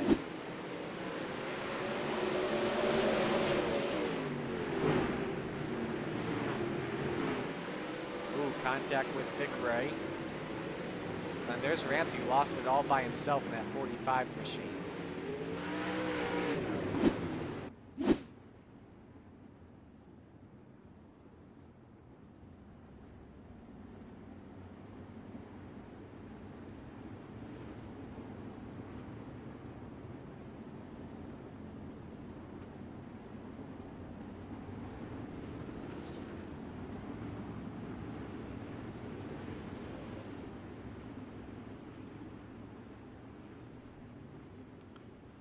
So Beagle still holding off Ripka for right now. So we take a look at Beagle's stats. 9th in points, coming on in. 26 wins in the Coast2Coast Racing League. In the Rebels, a 7th and a 2nd. So came close to winning last week in the Rebels and won in the Renegades.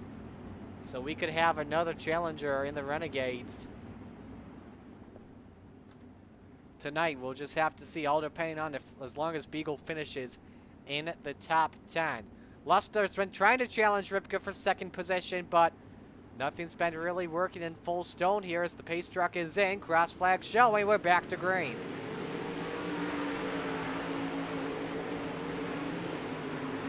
First and third going down to the bottom. Ripka, nice 1 and 2 for him. He got loose on the exit though.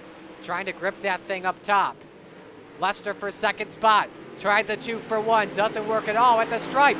Lester has second on Ripka. Should the yellow come out now? Oh, Ripka's got loose. Ripka got loose. Clevenger and Vic Ray bang wheels. No one goes around. I don't know how they saved it, but Ripka is back to third. Here comes Doug Lester on Ryan Beagle. Lester was in the Raiders division earlier tonight and is using even the grass. Oh, they get together. The leaders get together. No caution. We stay green. And Ripka goes to the lead. That is absolutely crazy. That when the yellow is out. Oh, man. And Brandon Dittmer spun it out once again, but oh my goodness, that's unfortunate for Ryan Beagle. Lester sent it in, and unfortunately the yellow did not come out as quickly as he thought it would be, so he could try and maintain the race lead. We're gonna watch that first, actually. Man, got a lot of people losing their minds. Watch the battle for the lead in 3 and 4. Like, my headset was about to fly off right when that happened. They banged wheels. Up on 2 wheels, Beagle went and kept it straight. The car didn't even go flipping. That's as close as you can get from a yellow to come out. Now let's go to Dittmer here, and this is actually, here's the aftermath of Beagle's situation. Here's what we joined on when we went to a transition. And there's the 21 as well, with Brink in it too. Wow. Things just got crazy. Beagle's back in 11th though. Remember, top 10 transfer. And oh boy, if you are the leaders, if you're the strong runners in Renegades, you are probably thinking, oh boy, please don't let them finish in the top 10. Anyway, 9 to go. Lester inside on Ripka, can't get the pass to work. Jack Clevenger's in the battle as well. Lance Ripka in the 125 came into the night as the points leader for the Rebels this season. Won at Knoxville in a close finish over Kevin Fry. Fourth at Charlotte, faded back to 13th though. Doug Lester though still in this battle for the race lead. Trying to use the bottom, but Ripka's better on the high side with his setup than Lester's setup. It will likely have to take a yellow for it to come out. Ryan Beagle has made his way up to 9th position. And Clevenger loses control for a moment. Here comes Nicholas Vickray. He's up to 3rd position. As a fun battle with Corey Cussler going down the back straightaway. 5 laps to go, 3 wide at the line. Clevenger on the bottom, Cussler in the middle, and somehow Vickray keeps it on the top shelf without going off course. This is a fun battle to the end. 4 laps to go. I'm just hoping this race goes green. No, maybe not. Nice save by Cussler, but it may not be over just yet. Him and Clevenger touch off turn 2. Clevenger goes wide, and he's back in 5th. Clevenger, by the way, in a battle with Nicholas Schell, who's in 7th for the Hard Charger Award. 3 laps to go. Ripka leads by 0.3 of a second, but this battle is not over yet. Here comes the 00 of Nicholas Vickray.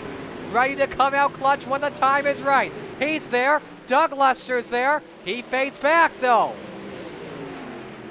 White flag is in the air. 1 lap to go. We may have a fantastic Lernerville finish once again. Ripka leads 0.3 of a second. Nicholas Vickray. Vickray, could he pull the Hail Mary at 3 and 4? Keeps it on the top shelf off the corner. Final time. Lance Ripka takes the win in the Rebels tonight.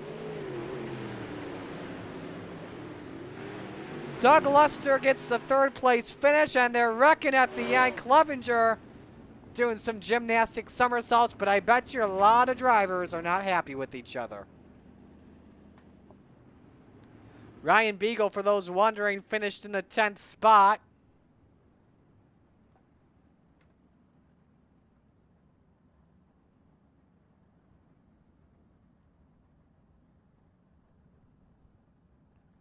And the top 3 posing for a celebratory photo at Victory Lane.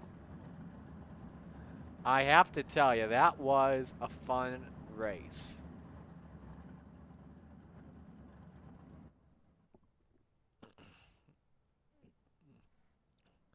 So the top 3 have taken their poses. And we wait for them to come in. We got Vickray in, we got Ripka in. All we need is Doug Lester. And then we can begin the proceedings.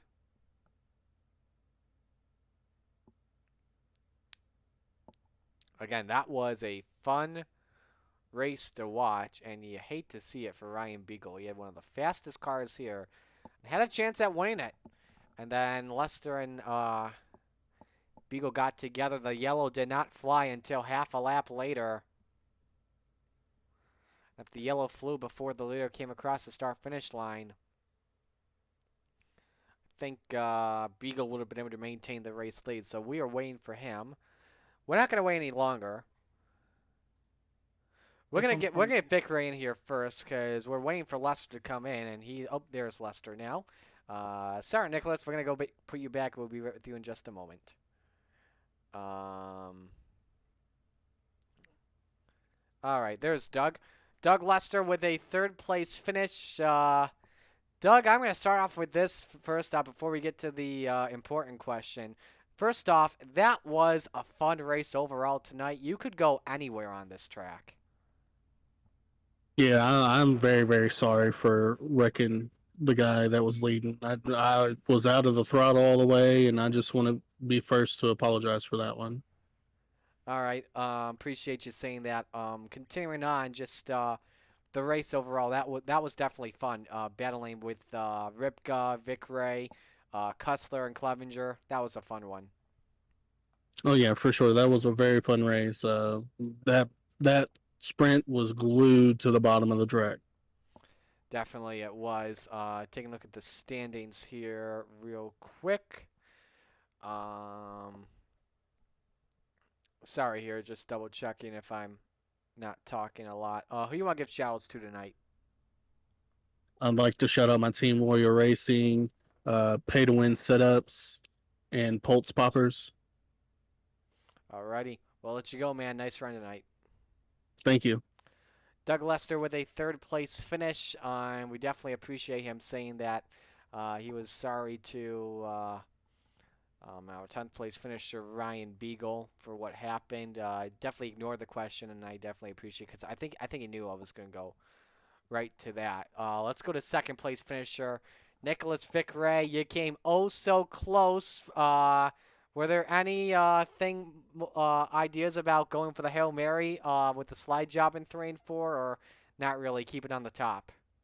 Yeah, so actually, Lance is a teammate. So I told him in Discord, I'm like, look, if you were anybody else, I would have threw it in 3 and 4. But no, he deserves a win, man. He's been doing good this season, and he's definitely he's leading the points right now. So definitely didn't want to take that away from him or risk both of us being taken out because of something I did. You know what I mean? So. And you guys are actually top 2 in series points coming into the night. So that was pretty cool to see that. Who do you want to give shout-outs to tonight? Yep. So Spartan Racing number 1. We finished 1 and 2 tonight, and we're doing pretty good on Wednesday night stuff and Thursday night stuff as well. So definitely a shout-out to those guys.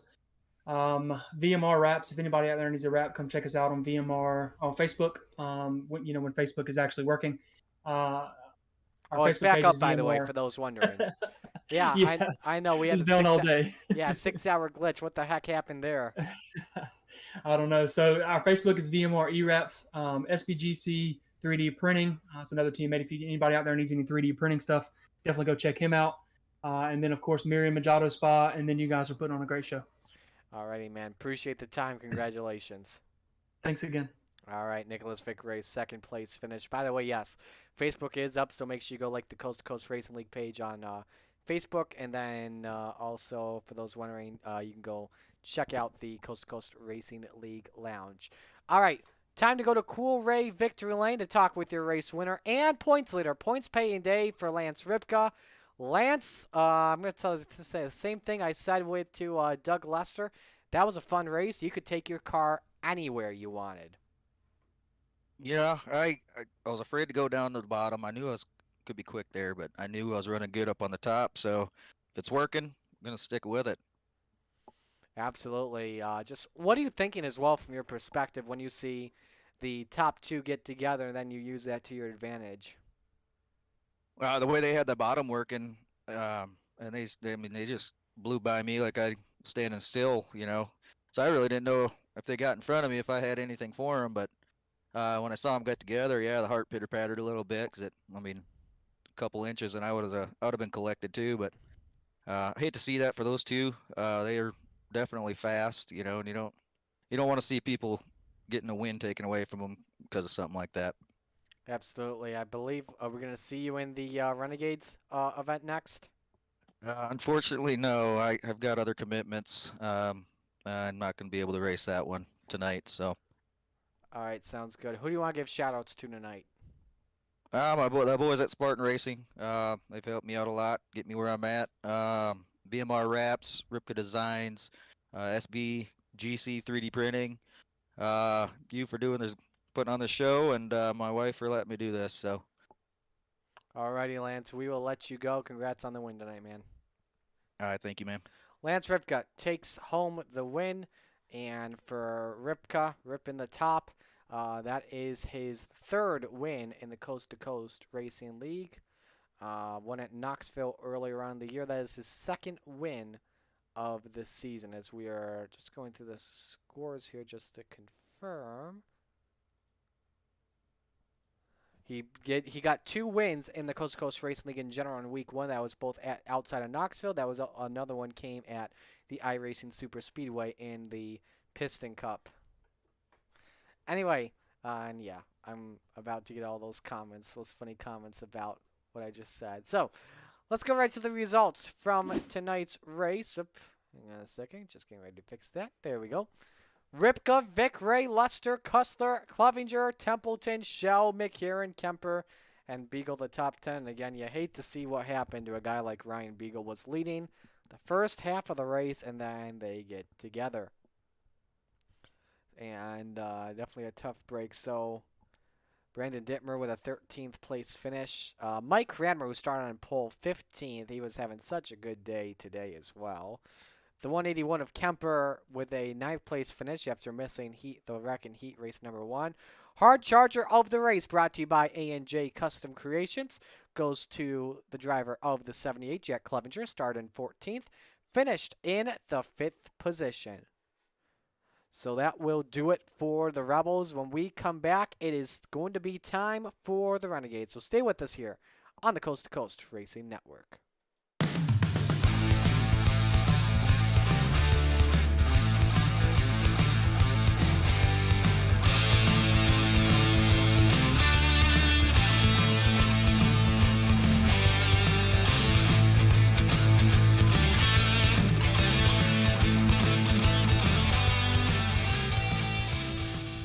People want to have a one-stop shop. They need us for now all these different services, not just the heating and air side. When things are going wrong, you want the company that's going to be able to get things done as fast as possible for you. Today we're going to be in over 600 homes. What the customers can count on is we're going to send a competent person to your home with a vehicle that's stocked and prepared. We're going to do what's right. Right now, we're waiving our $79 service fee with any Cool-Ray, Brightbox, or Mr. Plumber service.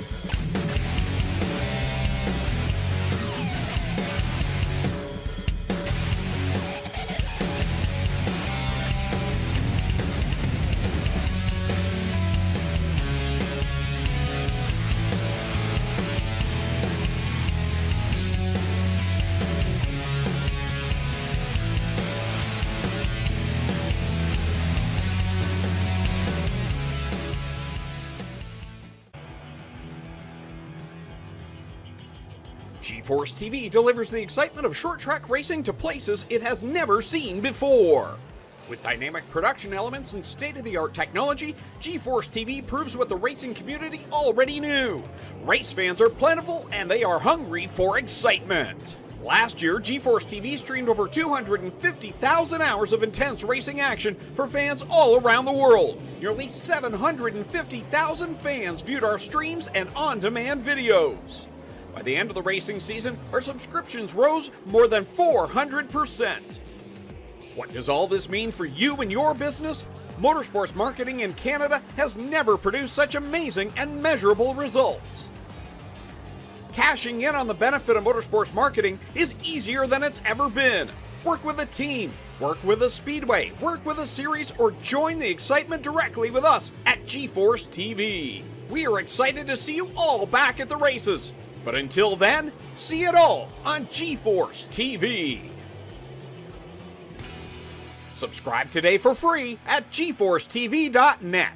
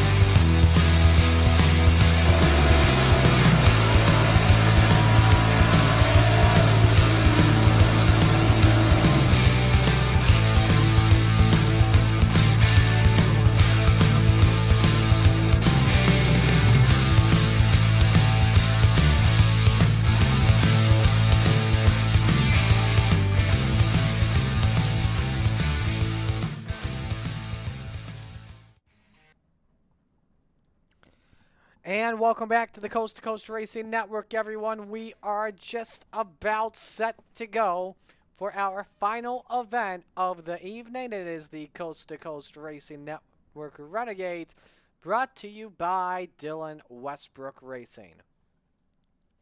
Marty Sakala here with you once again. We are just at the 9 o'clock hour and getting ready to go.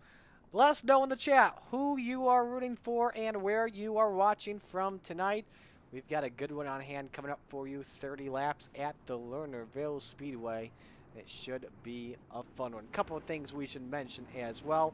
Make sure you join us on the Coast to Coast Racing Network on YouTube and click subscribe to catch all the Coast to Coast Racing League action. Outside of us with you Monday nights from 7 to 10. We've got Welcome Home Wednesdays featuring the Hometown Heroes with Joe Woy and OSRN from Lernerville Speedway. Then it's Max Speed TV taking coverage of Thursday Night Thunder. One of the services of Cool Ray is Mr. Plummer. Mr. Plummer has been serving the Atlanta metro area for decades, and they bring that experience to every job they do. Mr. Plummer is Atlanta's most trusted name in plumbing and drain services. Regardless of your plumbing issue, their dedicated staff can get the job done right the first time.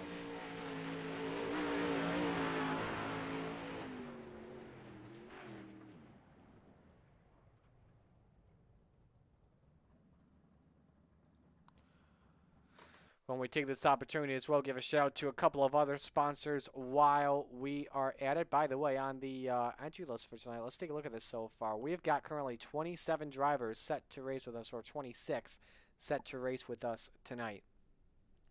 Hard Charger is, by the way, brought to you by A&J Custom Creation, specializing in laser engraving and CNC machining. A&J puts their craftsmanship to work in every wood trophy and plaque they produce. A&J provides trophies and plaques to all of Coast to Coast Racing League Division champions. Contact Andy Patton to order your custom creation today.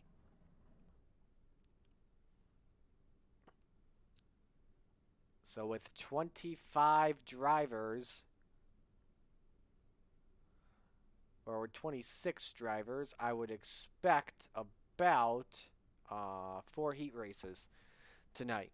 So there's that. Why don't we take a look at the point standings coming in? Point standings, as always, are brought to you by our good friends at the iRacing League Manager, our official point system of the Coast to Coast Racing Network. So it's getting to be a big dominant season so far early on for Blake Chapman with 231 points, and he's got a great lead over John Short in second with 197. Patrick Spangler is third with 191. Trent Verstraete in fourth with 170. Good battle with him and Aiden Young. Steven Fernberg sixth with 155. Seventh is John Hine. He has 154 points. Daniel Vaught is 8th with 148. Jeff Barker 9th with 141. Preston Cranmer is 10th. He's got 134 points. This season for Blake Chapman, he's had a great season to kick off the year so far. A 4th, a 3rd, and a 2nd in the first 3 weeks. Could a win be in his favor today? We'll have to find out. Drivers' meeting is currently underway for those wondering, and currently having a glitch on our software, and looks like we're going right into qualifying. A little bit early on here, qualifying brought to you by the Pit Side Podcast. I'm going to see here who is going right at it early on. Going to start things off here with Steven Fernberg in the number 29. Fernberg coming in to the season, 6th in the points with 155. IL is an 071. 8 incidents this season so far.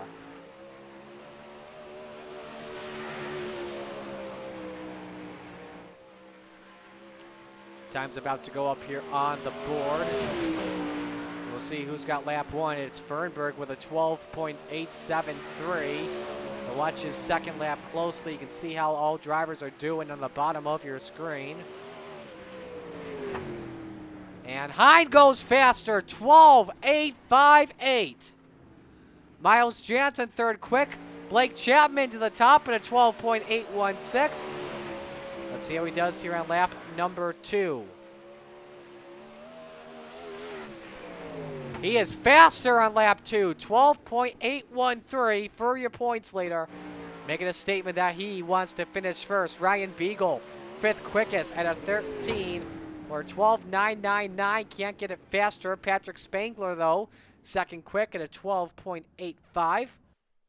12853. Spees is done. Chapman's done. Randy Shreves working on lap number 2 in the 156. And decides not to anymore. Let's go to John Short on lap number 1.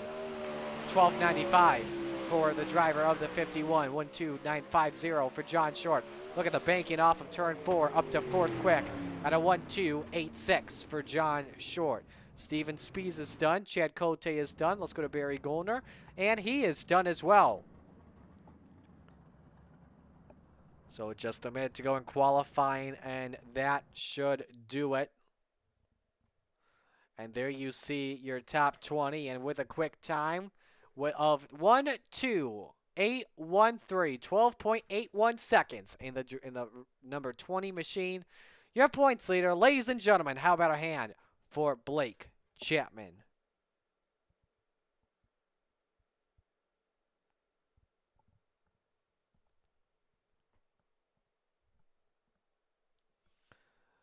So it looks like we are set to go for our first heat race of the night, and we'll show it right to you on your screen instantly. Brought to you by the Lucas Oil Empire Super Sprint. Stay tuned for as the starting lineup should come out in just a few moments.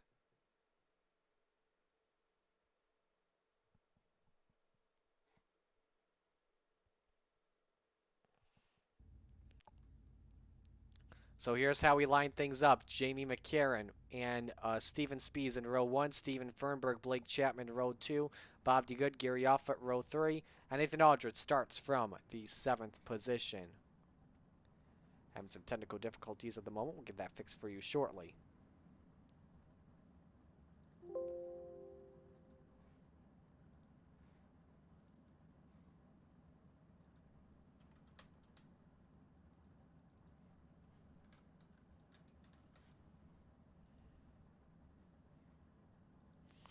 And that should be fixed by now, so you can see the lineup on your screen. There it is. Just had to put up the new logo for you.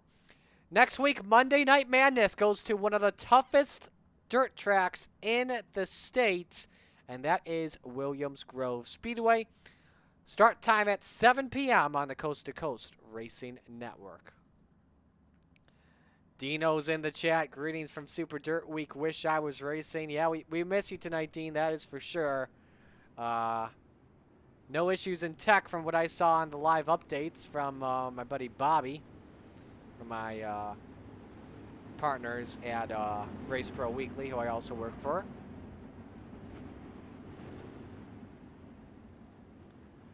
Dino, I just had the perfect idea, by the way. Why don't you have Buddy fill in and drive the machine? Because it seemed like the cat wanted to get into your seat on the Pitside podcast. Anyway, one lap to go until we go green flag racing here at the start-finish line. Top 4 already inverted. Again, we transfer the top 4 to the A-main. We will have a couple of drivers go home tonight, and the main driver to watch out for closely is that guy in the number 20, your points leader. 4th, 3rd, and 2nd this season. Can he get a feature win is the question now. Gary Spangler from the Lernerville safety crew watching. Gary, welcome. Glad you're enjoying the broadcast so far tonight. And Gary, we'll let you know if we need any accidents that need to be cleaned up during the feature, as that's when the yellows come out. Here we go. First heat race is green. And it's McCarron, the pole sitter, trying to slide up on Spees. Spees taking the race lead, but Chapman wanting second spot. Up on the outside he goes. The cushion very thick early on. As Chapman goes to second, Spees leads lap number 1. McCarron falling back to 4th. Steven Fernberg is in the 3rd position. Top 3 currently nose to tail. Fernberg running the fastest lap of the race there, 12.96. First driver in the 12-second bracket today of the Renegades division.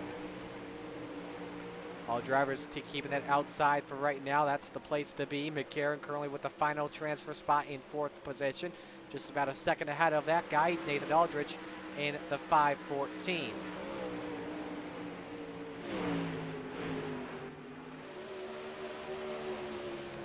So Speeds continuing to lead, 0.2 of a second. Each separate 2nd and 3rd from each other. 3 laps to go in heat race number 1. Let's see what Chapman does here. Does he try and set something up in turn number 3? I think if I'm Blake Chapman, I'm going to wait. Winner starts from the pole tonight. If you finish in 2nd, you start from 5th position. On board Chapman. Turn 3, track starting to rubber in just a little bit. Here we go, final lap underway. Oh, he's got to run. Chapman wants it. I think Blake Chapman wants it. Does he go for it? Send it in, Blake Chapman! He goes for it off of turn 4, but it doesn't work. Speeds takes the heat win. Chapman still 2nd. Fernberg 3rd. Jamie McCarron transfers. Steven Spees starts from pole position tonight. Dean Reynolds, he stole the show, yes. And for those wondering, by the way, Dean Reynolds was on the Pitside podcast earlier this week, and his cat Buddy was really the big photo bomber. What was he climbing up on, by the way? I saw him with the door behind you, Dean, and it looked like he was trying to climb on top of the door, trying to open it. It was like, I'm like, what the heck is he trying to do? Anyway, getting back into the thick of things, heat race number 2, brought to you by Icon Sim Sports, and here's how we line things up. Donovan Ross and Brian Moore in row 1, Miles Jansen and Patrick Spangler, that's row 2. Randy Shreves, Terry Landis in row 3, and starting from 7th, that is Preston Cranmer, the Outlaw.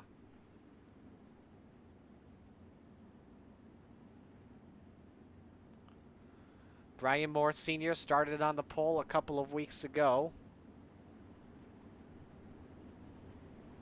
Gary also said that Patrick Spangler was also the safety crew during the World of Outlaws Commonwealth Clash last week at Lernerville. That's pretty cool. Outlaws, from what I heard last weekend, had a great show at Williams Grove in the National Open. I know Larson won on Friday. I forgot though who won Saturday. Someone needs to confirm that to me in chat. But I saw it was a good race. Anyway, pace truck is in the starter's hands. Ross and Moore, your front row. Here we go. A little bit of contact behind them, and there goes. Shreve's losing it for just a moment. Interesting scenario there. As Patrick Spangler wants third from Miles Jansen. Jansen blinking for just a split second, and he's got that. Top three looking to duke it out for the race lead. Ross looking to start on the outside of the front row. Same with Moore Sr. and same with Spangler. Everyone staying nose to tail on the outside. No one taking any big moves, but look at Moore in 4. Fastest lap of the race, 13.18 for third. Jansen up on the outside. And he gets the fastest lap of the race now, 13.12. Up by Moore Sr. for second spot. Jansen tests the bottom waters in 3 and 4. Oh, and he makes contact with Spangler. Here comes Landis for fourth position. And now the battle is on there. Off of turn 4, though, it is Ross and Moore Sr. with 3 laps remaining. Who's going to take this one? Likely coming down to between the top 2. Unless Jansen has something to say about it. Jansen just ran again the fastest lap of the race. Even times at a 13.12, running in 3 and 4. Here we go. Final lap is underway, and it's a battle between the top 3. Who is going to start next to the pole sitter tonight? Next to Steven Spies, Jansen with around the inside. Doesn't work, and Jansen goes around. Spin and third for him. Meanwhile, it's Donovan Ross that takes the Heat 2 win.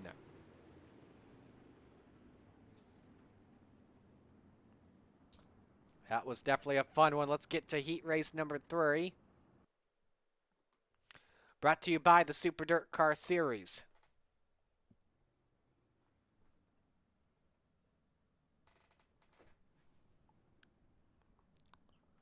Line them up this way.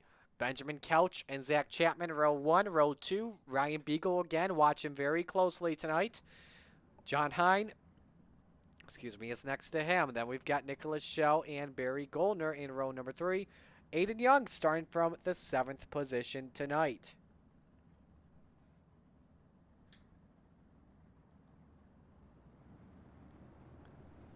Field rolling off again as always. The top 4 will transfer directly to the A main. Everyone else going to the C main. Just take a look at iRacing here real quick. We will not need heat 5 tonight. We'll check if we need a C main tonight or not. I don't think we will need a C main at all. But we will let you know about this. If we did have a heat 5, that would have been brought to you tonight by the good friends at Can-Am Racing Team.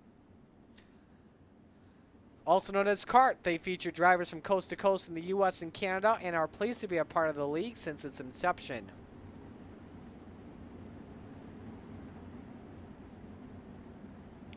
E-race number 3, though, brought to you by the Super Dirt Car Series. Super Dirt Week, all week long at Oswego Speedway. You can check out all the action happening on Dirt Vision. Get that Fast Pass, $40 a month, and if you even get it right now, it will even include the Charlotte World Finals featuring the Super Dirt Car Series. I got the Platinum Fast Pass back in February, and I absolutely love it. I even got the Knoxville Nationals, too, included. So here we go. Heat race number 3 is green. Chapman with the early advantage, but look at John Hine trying to make some moves. He's up to 3rd position. Up on the outside, Couch slides him up back in line. He keeps 2nd spot. As Ryan Beagle falls back to 4th position. Here comes Aiden Young to take away the transfer spot. He's got it from Beagle. Beagle in a fighting situation. Remember, he started in the 11th spot last week, and he could be in trouble right now. Zach Chapman in that number 72. Leading by 0.3 of a second on Benjamin Couch. Let's go to that battle for second. Now it's back to third as John Hine tries to get into this. Oh, Hine off the track and around he goes. Up on its side, and he is going to the B main tonight. Tough break for the 71. Get that towed out of the way. So Ryan Beagle catches a break. He's now in fourth, but he's got Nicholas Schell right behind him. That's the battle that we're going to watch very closely. Got a good battle for second, too. That's actually for the lead now between Chapman and Couch. Aiden Young in third, by the way, though, just ran the fastest lap of the race, 13.370. He is all over the number 16. Final lap is underway. Let's go back for fourth position. Nicholas Schell tries to slide up Ryan Beagle. He's got a last chance at 3 and 4. Who's going? Who's going to the B main? It's going to be Schell going to the B main as Beagle transfers on in. Chapman, Couch, Young, and Beagle. How do you like that?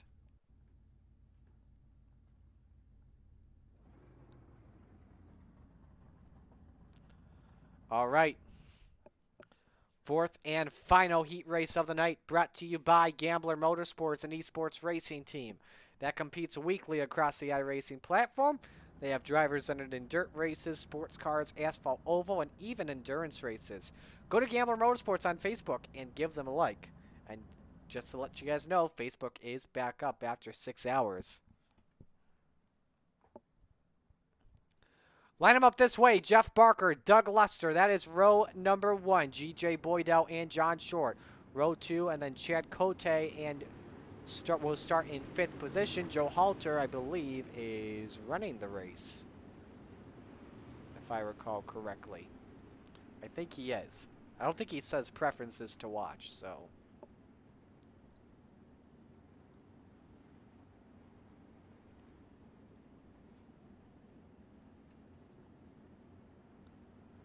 Driver to watch out for closely, I would say Doug Lester in that 044. He is attempting to make it in all 3 races tonight.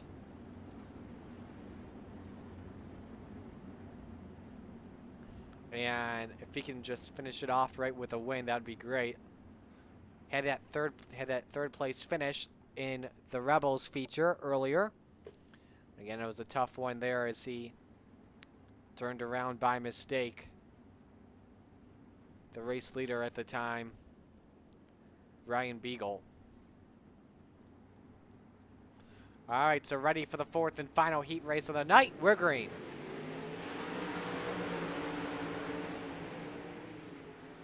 Still side by side off turn 2, and it's Lester with the start. But look at the run from John Short off of turn number 2. My goodness. He went from 4th up to 2nd spot. I think he's got a fast car, maybe even a faster car than Doug Lester. We'll just have to see what happens. Lost a little bit of time. Oh my goodness. Look at the gap he closed down there. You can't go any higher than what John Short just did. He's got a faster car than 0.3 of a second than Doug Lester. For the lead, Lester, oh, they touch! They touch! Short with a nice save, but I don't think he's going to be very happy at Doug Lester at all. That is just going to fire up John Short to try and get by that 044. Off of 2, he's got the run. 2 car lengths separate them. 3 laps to go in the 4th and final heat race. Short sends it in. Mega slide jump. Don't send it in too much. Lester keeps the race lead on Short. But does he have the run the exit? No. Lester cuts him off. Short crosses over. Slide job 2.0 works out well. But Lester tries to fight back in 3 and 4. And he can't slide him up. John Short to the lead of the white flag. Chad Cote crashed. That's why he is in pit road. Your top four the way they're going to look. Lester tries one final time. Doesn't work. John Shore takes the win the 4th heat race. And followed up by Lester, Barker, and Boydell. That was fun. So we have 16 drivers that we have figured out their starting positions for. Now we just got to figure out the final 8, brought to you by SBGC 3D Printing. 10 drivers are vying for 8 spots in the feature, so we'll be watching that battle for 8th position very closely. Let's give you the starting lineup. Nathan Aldridge and Terry Landis from row number 1. Nicholas Shell, Chad Cote, that's row 2. Gary Opfoot, Preston Cranmer in row number 3. Barry Goldner, and then move up Randy Shreves, who is in row number 4. And then it's Bob DeGood and John Hine rounding out the field of 10.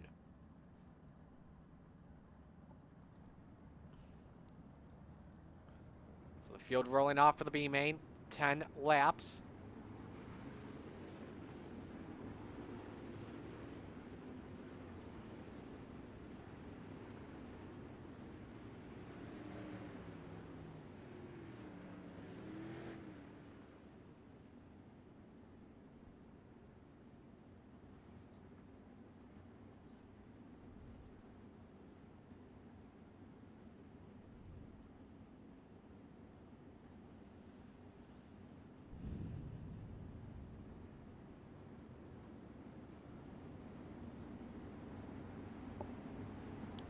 One lap to the green flag.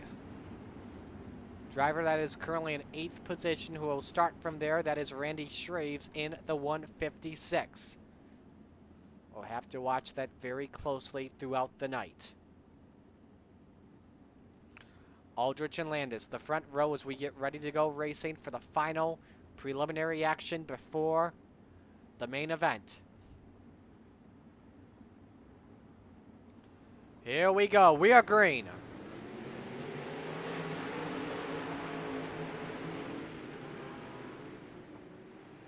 Three cars battling for the race lead. Terry Landis gets the early advantage over Nathan Aldrich.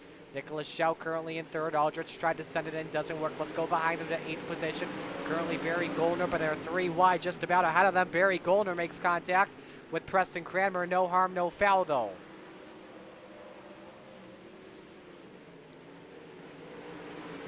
Goldner still looking for 7th position on John Hine.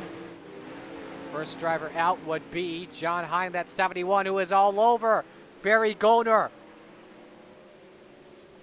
And Hine, excuse me, is up to 8th spot. And oh, we got a wreck behind them. Goldner now falls back after contact, and he's lost the front wing of the car. Here comes Chad Cote to the outside. Barry Goldner, 16th in the standings coming into tonight. Chad Cote. So I'm looking for his stats on the standings. Is 27th. Bob DeGood is 13th. Goldner still with the transfer spot at the moment. Meanwhile, Landis pulling away from Aldrich, Shreves, and Shell. That's the best battle on track for 3rd position. How about Shreves? Up 7 spots from the start, was in 10th position, and is running in 3rd. Let's go back to that 36 machine. No front wing, but still in front of Chad Cote and Bob DeGood, who both have pristine machines. For 6th spot, Hine and Offutt.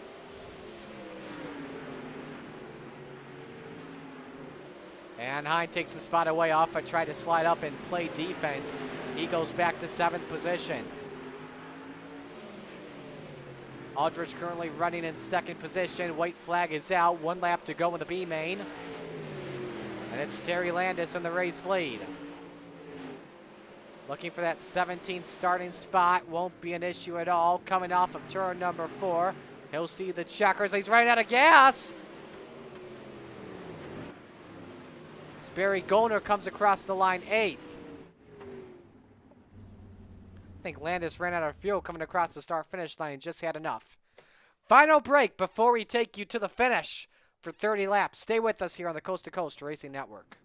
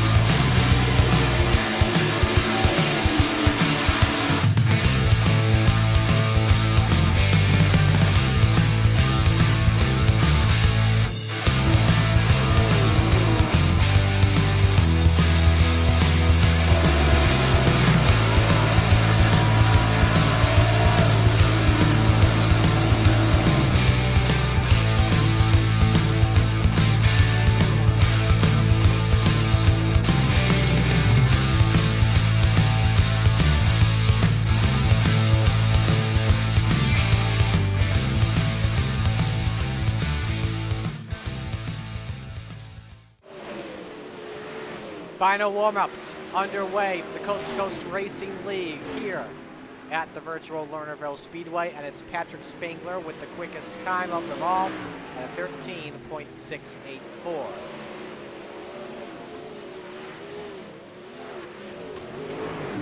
"30 laps, and we should have a good one tonight. That will be a fact. Give us your predictions on who's going to win tonight.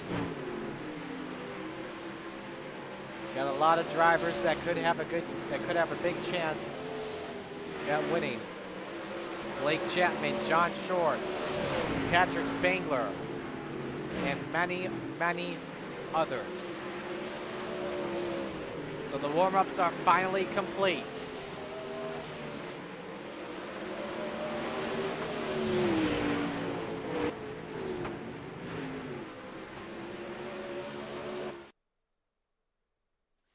Well, ladies and gentlemen, on behalf of Cool Rake, the Coast to Coast Racing League, and all of the mighty fine sponsors and drivers, we thank you for spending your Monday night with us. It is now time to meet the field of 23 that will be taking the green tonight. Here is the starting lineup. Steven Spees and Donovan Ross in row number 1. Row 2, Zach Chapman and John Short. The third row is Blake Chapman and Brian Moore. Row 4, Benjamin Couch and Doug Lester. Row 5, Stephen Fernberg and Aiden Young. Row number 6, Jeff Barker and Jamie McCarran. Row number 7 is Patrick Spangler, Ryan Beagle. The 8th row, G.J. Boydow and Terry Landis. Row number 9 is Nathan Aldrich and Randy Shreves. Row 10, Nicholas Schell, Preston Cranmer. The 11th row, John Hine and Gary Offut. And starting in 23rd tonight in the 36, that's Barry Goldner.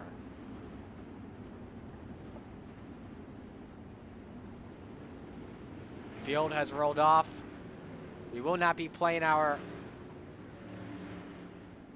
feature music for the Renegades feature, so we get ready to go.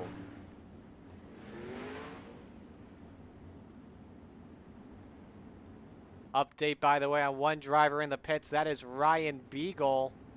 And we are not sure what happened to him. I think he just jumped to the pits instantly. So Beagle will not go back-to-back tonight. That is a tough break for him.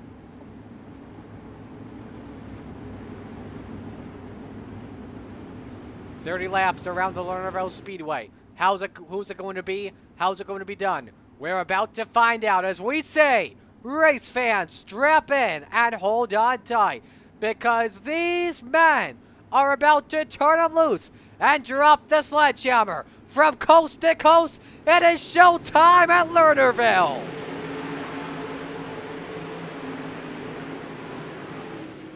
Off of turn 2, Steven Speeds with the early edge. Donovan Ross, Zach Chapman, John Short battle for a second, and they look to the inside on Steven Speeds for the race lead at the stripe. Speeds leads lap 1, but was side by side with Donovan Ross in turns 3 and 4. John Short up on the outside for third position on Zach Chapman. Oh, him and Ross bump wheels. That got very close for the 51. Could have been very pivotal in the race. Clips the wall for just a moment, but still looks on the outside of the 5 for P2. Donovan Ross tried the inside. Yellow lights are on, and we got a big one. Oh, hang on. John Short just went upside down. We won away, and perhaps the driver that had the best chance of winning it is out of it. Well, this is going to change everything now. Let's go to the Malcolm replay and see what just happened. Watch Aldrich in the 514. Moore went off track there, so this is in turn number 1. Oh, him and Hine. What on earth just happened? Landis, Hine, Offut. We're going to watch this again. I'm going to watch, see what happened ahead with Offut in the 94. Oh, the 51 of Landis was the first to go around. Then we had like 3 cars flip. Let's get a better look from his perspective. And in the back of the field. Oh, there was some contact. I want to say that was with Nicholas Schell. And then, after all of that, as the drivers were slowing down, watch Short in the 51. They are slowing to the yellow. Oh, my goodness. You've got to be kidding me. That's a heartbreak for John Short. Had a really good chance at winning it tonight. Let's be honest there. So we get ready for the restart. Spees, Ross, Zach and Blake Chapman, Doug Lester. That's the top 5. Here we go, back to green.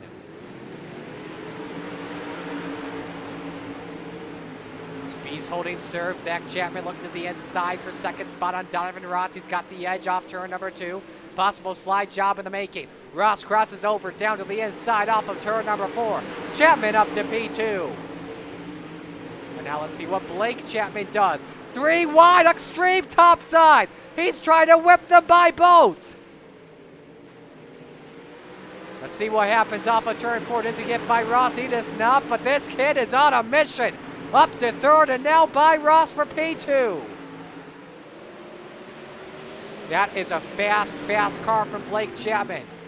4th in week 1, 3rd in week 2, 2nd in week 3. Give me 1st in week 4. We got yellow on the track. And I believe Donovan Ross with 3rd over Zach Chapman. You're not sure on who the yellow is for. Take a look and see.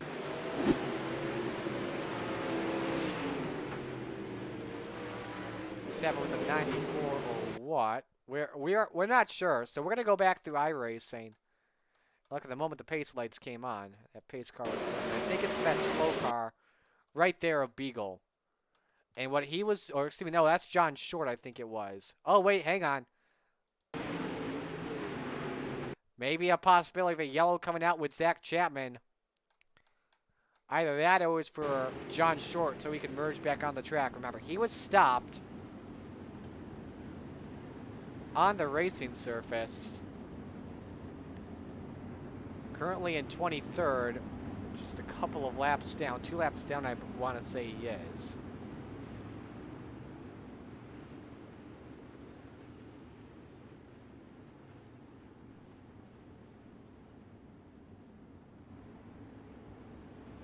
So anyway, should be 1 lap to the green flag. After our 2nd yellow of the race. Spees continues to lead, but he's got Blake Chapman all over him in second position, who definitely wants to win big time. So Ross is third, Zach Chapman fourth, Aiden Young fifth, Doug Lester sixth, Randy Shreve seventh, Benjamin Kelch eighth, Patrick Spangler ninth, Steven Fernberg 10th. Spees is the control car here as we go back to green.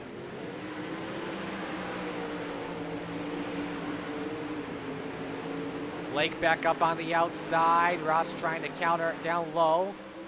Blake tries to set up the momentum here. Spees cuts him off here in the battle for the race lead. Make it a three-car battle. Donovan Ross trying to join the party. Chapman all the way up on the thin stuff.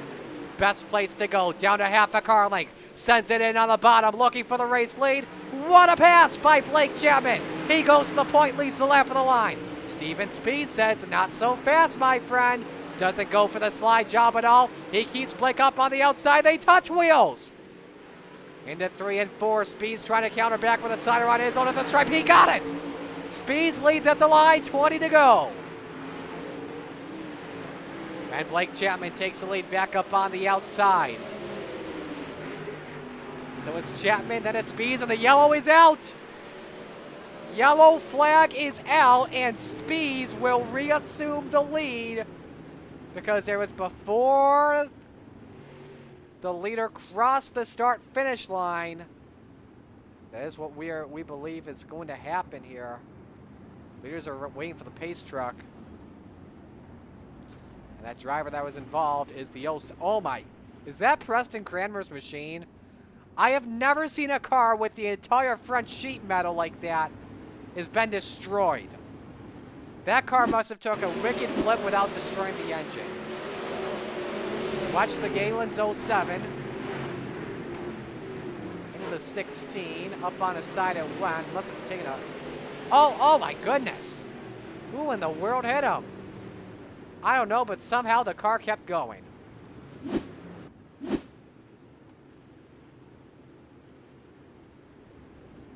Of course, that is going to be a weird-looking car off of the Outlaw.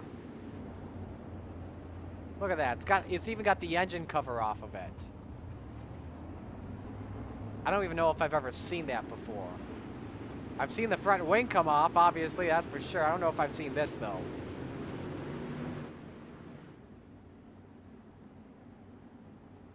All right. 19 laps to go. Going green this time. Spees leads Blake Chapman. He got lucky. He had a 4-leaf clover in his pocket. But can it be used with 19 to go? Ross tries the bottom. Doesn't work. Blake Chapman, couple of car lengths back. Keeping that high groove up with a 55. Ross still trying the inside. Yellow's back out. And we'll try it again. Brian Morris Sr. We are hearing his crash in the number 558. Actually, now, you know what? We are hearing now the guy that is dropping to the back. So the man that Moore just passed. And that is Barry Goldner in the 36. Battling for a position here. Into the corner. A little bit too much of a slide. And cut down in front of Moore Sr. Oh, man. Moore took a ride. Moore took a ride. And no aero damage from the looks of it. Except for maybe an A-arm on a suspension.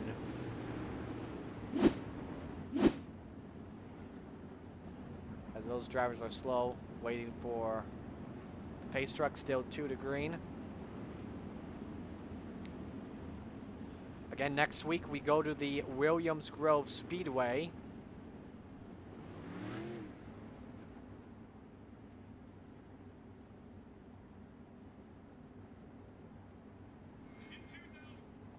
And that should definitely be a fun one.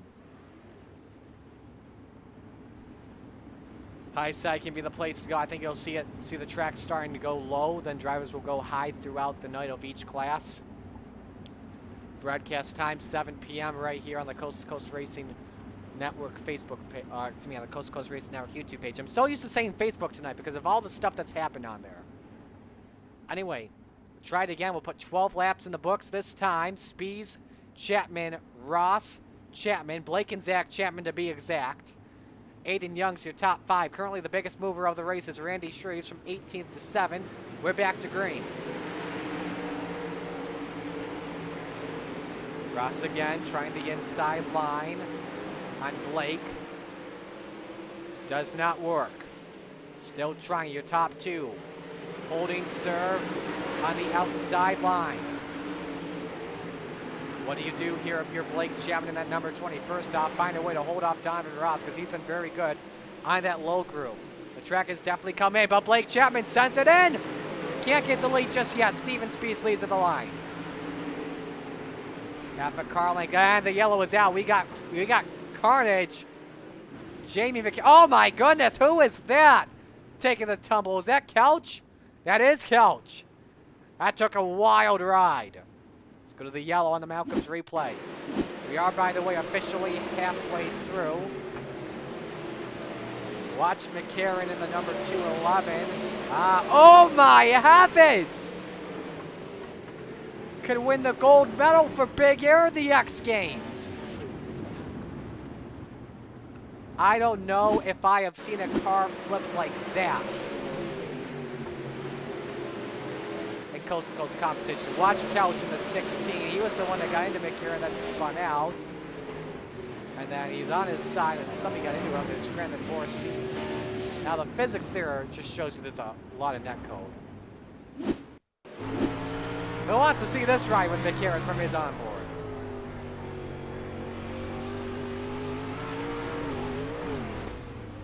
Head on. I give that a 10 out of 10.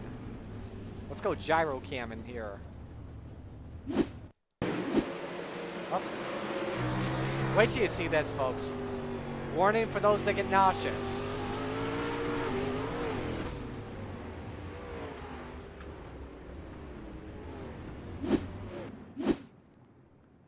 That was...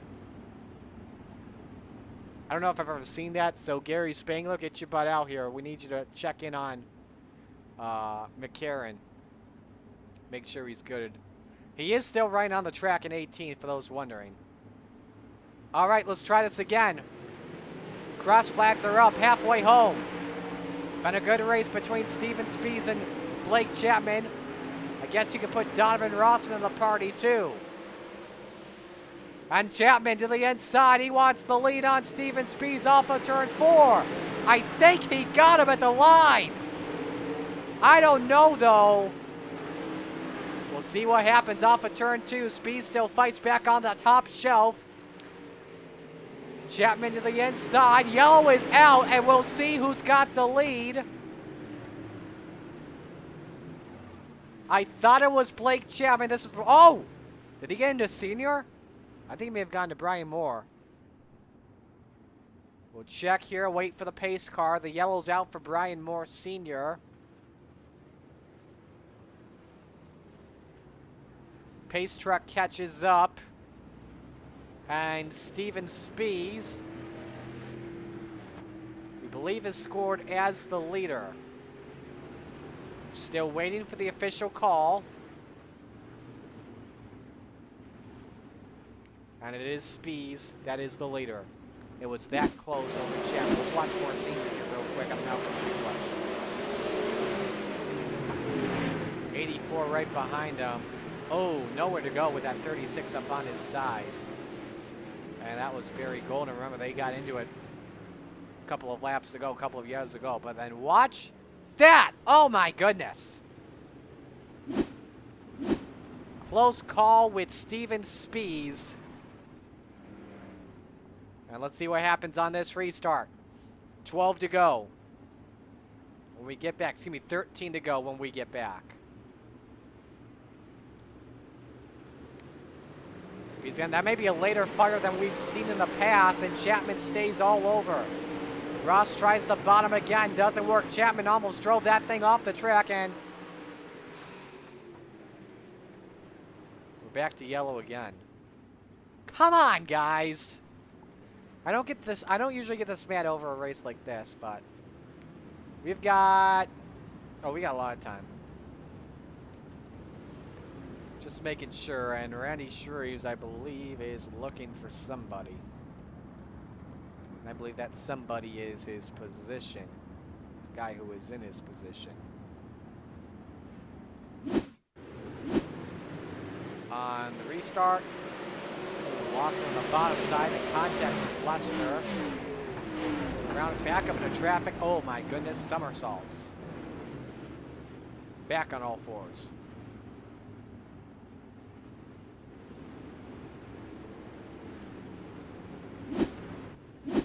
While we are at it, check on a couple of other drivers like Jamie McCarron, one of them. Currently still running, even with all the engine, with all the issues. He had like the somersault. Preston Cranmer did use his quick repair earlier on in the race, and now has his engine cover back on. Guess that's all we can say. This has been a wild race so far, that's for sure. We'll have 12 to go as pace car's coming in.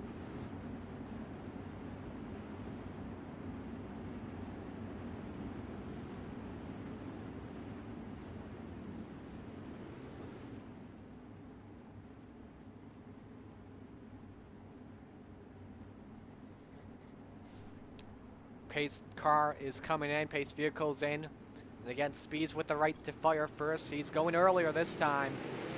Look at that, use some of the slick stuff in turn number 4. And look at Donovan Ross.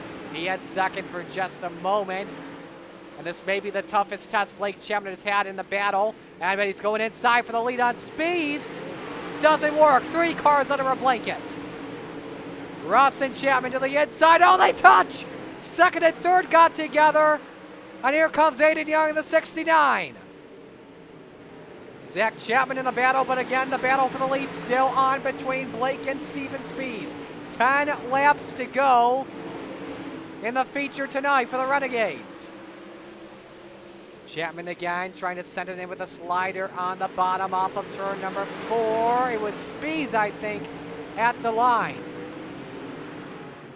Ross has found his way back in third position, but still in a battle with Aiden Young into turn number 3. Too many battles happening on your screen. We have to go aerial shot here for this. Top 2 running the outside. Aiden Young, Donovan Ross still at it for third position. Blake Chapman setting it big time underneath for the race lead. Same with Donovan Ross, and at the line, the yellow is out. No, it's not. We stay green. I'm sorry, but I believe Blake Chapman had the lead at the start-finish line. That's huge if the yellow flag flies. Donovan Ross falls back to 5th. Who's leading the stripe this time? Steven Spees has it at the line. 6 laps to go. And how about Patrick Spangler and Aiden Young into the battle for the race lead?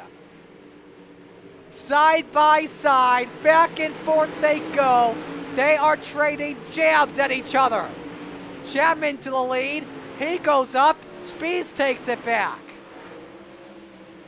Blake Chapman refusing to lose. 4th, 3rd, 2nd. He wants a first tonight. Speeds continues to lead with 4 to go. And Chapman keeps the high side running.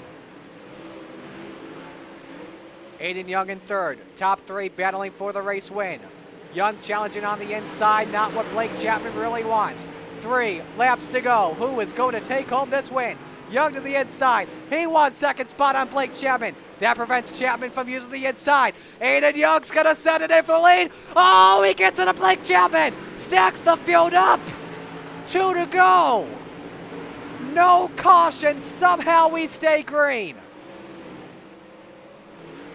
And it's coming down to Aiden Young and Steven Spees. White flag is in the air. 1 lap to go at Lernerville Speedway. Aiden Young to the inside.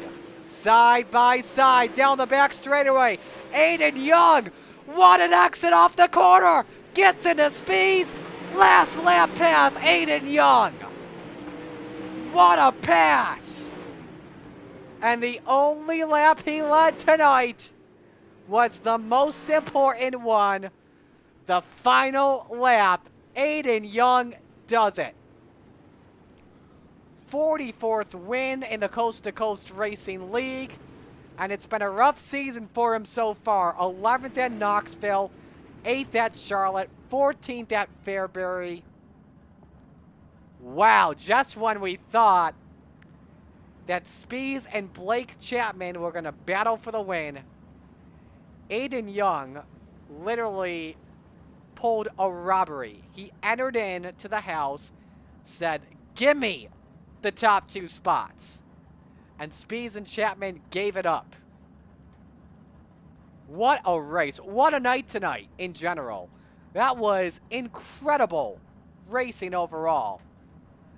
Should add as well, your A&J Custom Creations Hard Charger Award goes to John Hine from 21st to 7th position. We got Steven Spees in, waiting for Blake Chapman, Aiden Young to in here. It's been a fun night tonight, that's for sure. Next week we go to Williams Grove. And there is Aiden. Still waiting for Blake Chapman to get on here.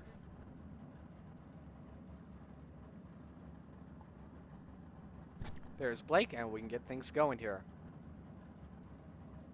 All right, Blake Chapman with a 3rd place finish. That was a fun race between you and Steven Spees. And first off, how much did you want to win this race? Because every week so far, you've been improving a spot. I know this was a race you had circled on your calendar as one you wanted to win. Yeah, Marty, it hurts, man, being so close. And I thought I had Speeds there one time before a caution came out. But, yeah, I just kind of lost it at the end. I tried to go to the bottom to get around him because I wasn't going to pass him up top. And then Aiden was really, really fast on the top, and he got around me. And props to Aiden for making a move on the last lap. But it's definitely disappointing to come home 3rd. Absolutely. Overall, though, you still maintain the points lead. And that was a close call as well in turns 3 and 4 when you and Aiden got together. How close were you to spinning that thing around? Yeah, I know I got pretty sideways there. That might have been my fault. I apologize. I know Patrick got involved in that. Sucks to see that. No, he was running for points as well. But for points, I just got to keep running consistently, showing up week in, week out, and just not getting into any wrecks. Who do you want to give shout-outs to tonight? Everybody down at Wide Open Motorsports, all those guys, BB7 Setups, Stevenson Family Performance, Giddings Mobile Repair, and I got to thank you, Marty, for putting this on, my parents, grandparents, Steve Bixler, for all the support, and everybody that helps out with the league. All right, great run tonight, Blake. Thank you. Blake Chapman with a 3rd place finish. Let's go to Steven Spees, who came home in the 2nd position. Steven, that's got to be unfortunate, man. You had the car to beat tonight, you and Blake, and then Aiden just had the run on you. Yeah, kid snuck in there. No worries, though. It's still a gambler car. Put it up on that P1, so, no worries. I like to see Aiden do well, especially in these. These aren't, the wing sprints aren't really my car. I just kind of decided last second to jump in and go ahead and race tonight, so I'm just thrilled that I finished up front. Well, that's good to hear. Who do you want to give shout-outs to tonight? I just want to say, congrats to Aiden's. Like I said, really happy to see him win one of these Renegades races. Thanks to the Gambler Motorsports guys. I had a good time tonight with everybody racing. Unfortunately, John got caught up in something, but the rest of us, I think, had a pretty good night. And I want to shout out Blake Chapman because he was faster than me in the heat. He was faster than me in the feature, but he's super patient. That kid's, a good, clean driver, and a credit to our league here. Well, nice run tonight, man. Thank you much. 2nd place finish for Steven Spees. Time to go to Cool Ray Victory Lane, where we're going to talk with a very excited winner, and that is Aiden Young. Aiden Young, only leading the final lap. Can you believe it, man? I honestly cannot believe it. That was absolutely crazy. Walk me through that winning pass. You got around him on the inside of 1 and 2, but you didn't really send it in compared to Blake Chapman. You just were right on his door, and you were able to make the pass stick. Yeah, I was just trying not to dirty up my teammate there, and just somehow got the run off too, and it worked out for me. That was incredible drive, man. Also got by Donovan Ross for third, and from what I saw from my perspective, he was a tough man to pass tonight. Oh, it was very tough. All of them are usually tough drivers just because we're in the highest division, but it was honestly the best race I've had. How good is it to get this win as well after the tough finishes you have had in the first 3 weeks? I know your best finish, I think, was an 8th. It feels great after the night I've had. It just makes me feel great. Next week, Williams Grove Speedway. What are your expectations for that? I haven't had the best reputation there, so we'll see what happens. All right. Finally, who do you want to give shout-outs to tonight? I just want to thank Gambler Motorsports, all them guys down there, Young Gun Creations, Youth Broadcasting, C2C for letting me race, and everyone that came out to watch. All righty, man. Nice job tonight. Congratulations. Thank you. Alrighty, Aiden Young gets the win. By the way, apologies if you hear what's happening in the background. We've got a streaker on the track. Give us one moment here.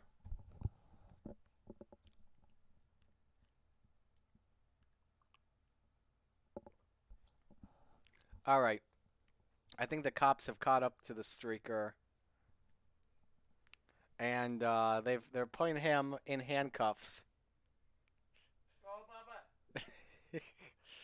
And the streaker's a huge Bubba Wallace fan. Now, in all seriousness, my mother coming in to give me some vital stuff I need health-wise. All right, all of that is out of the bag. The official results from tonight's Renegades event. Aiden Young only leading the final lap. Stephen Spees second. Blake Chapman third. Steven Fernberg fourth. Donovan Ross fifth. Zach Chapman sixth. Doug Lester seventh. Patrick Spangler 8th. 9th goes to G.J. Boydell. Jeff Barker is 10th. John Hine, this is interesting. We had him credited as a 7th place finisher, but back in 16th position. That's interesting there. So that is going to, oh yeah, we got to show the rest of the results. You see the rest of the drivers there. So that is going to do it for us on the broadcast tonight. Next week, Lernerville Speedway for Monday Night Madness. Next broadcast for the Coast to Coast Racing League Monday is the Hometown Heroes at Eldora for Red Cross Night, Wayne Parker Fundraiser Night as well, and then Thursday Night Thunder also at Eldora right here on the Coast to Coast Racing Network. All those events beginning at 7 p.m. Shout out to all of our sponsors of the Coast to Coast Racing League as always, starting off with our title sponsor, Coolray, followed up by the Lucas Oil Empire Super Sprints, Malcolm's Mills Mill Riding, Coast to Coast Racing Network, A&J Custom Creations, Icon Sim Sports, Superdark Car Series, Mr. Plummer, iRacing League Manager, the Pitside Podcast. I think we already mentioned Icon Sim Sports, Gambler Motorsports, Can-Am Racing Team, SBGC 3D Printing. And that will do it for us. Shout out to all of our main admins, Roger Craig, Preston Cranmer, Marty Sakala with you, signing off for tonight. Congrats to all of our winners. Aiden Young takes home the Renegades feature tonight from Lernerville Speedway. Incredible night of racing for you all, folks. So long tonight from virtual Pennsylvania.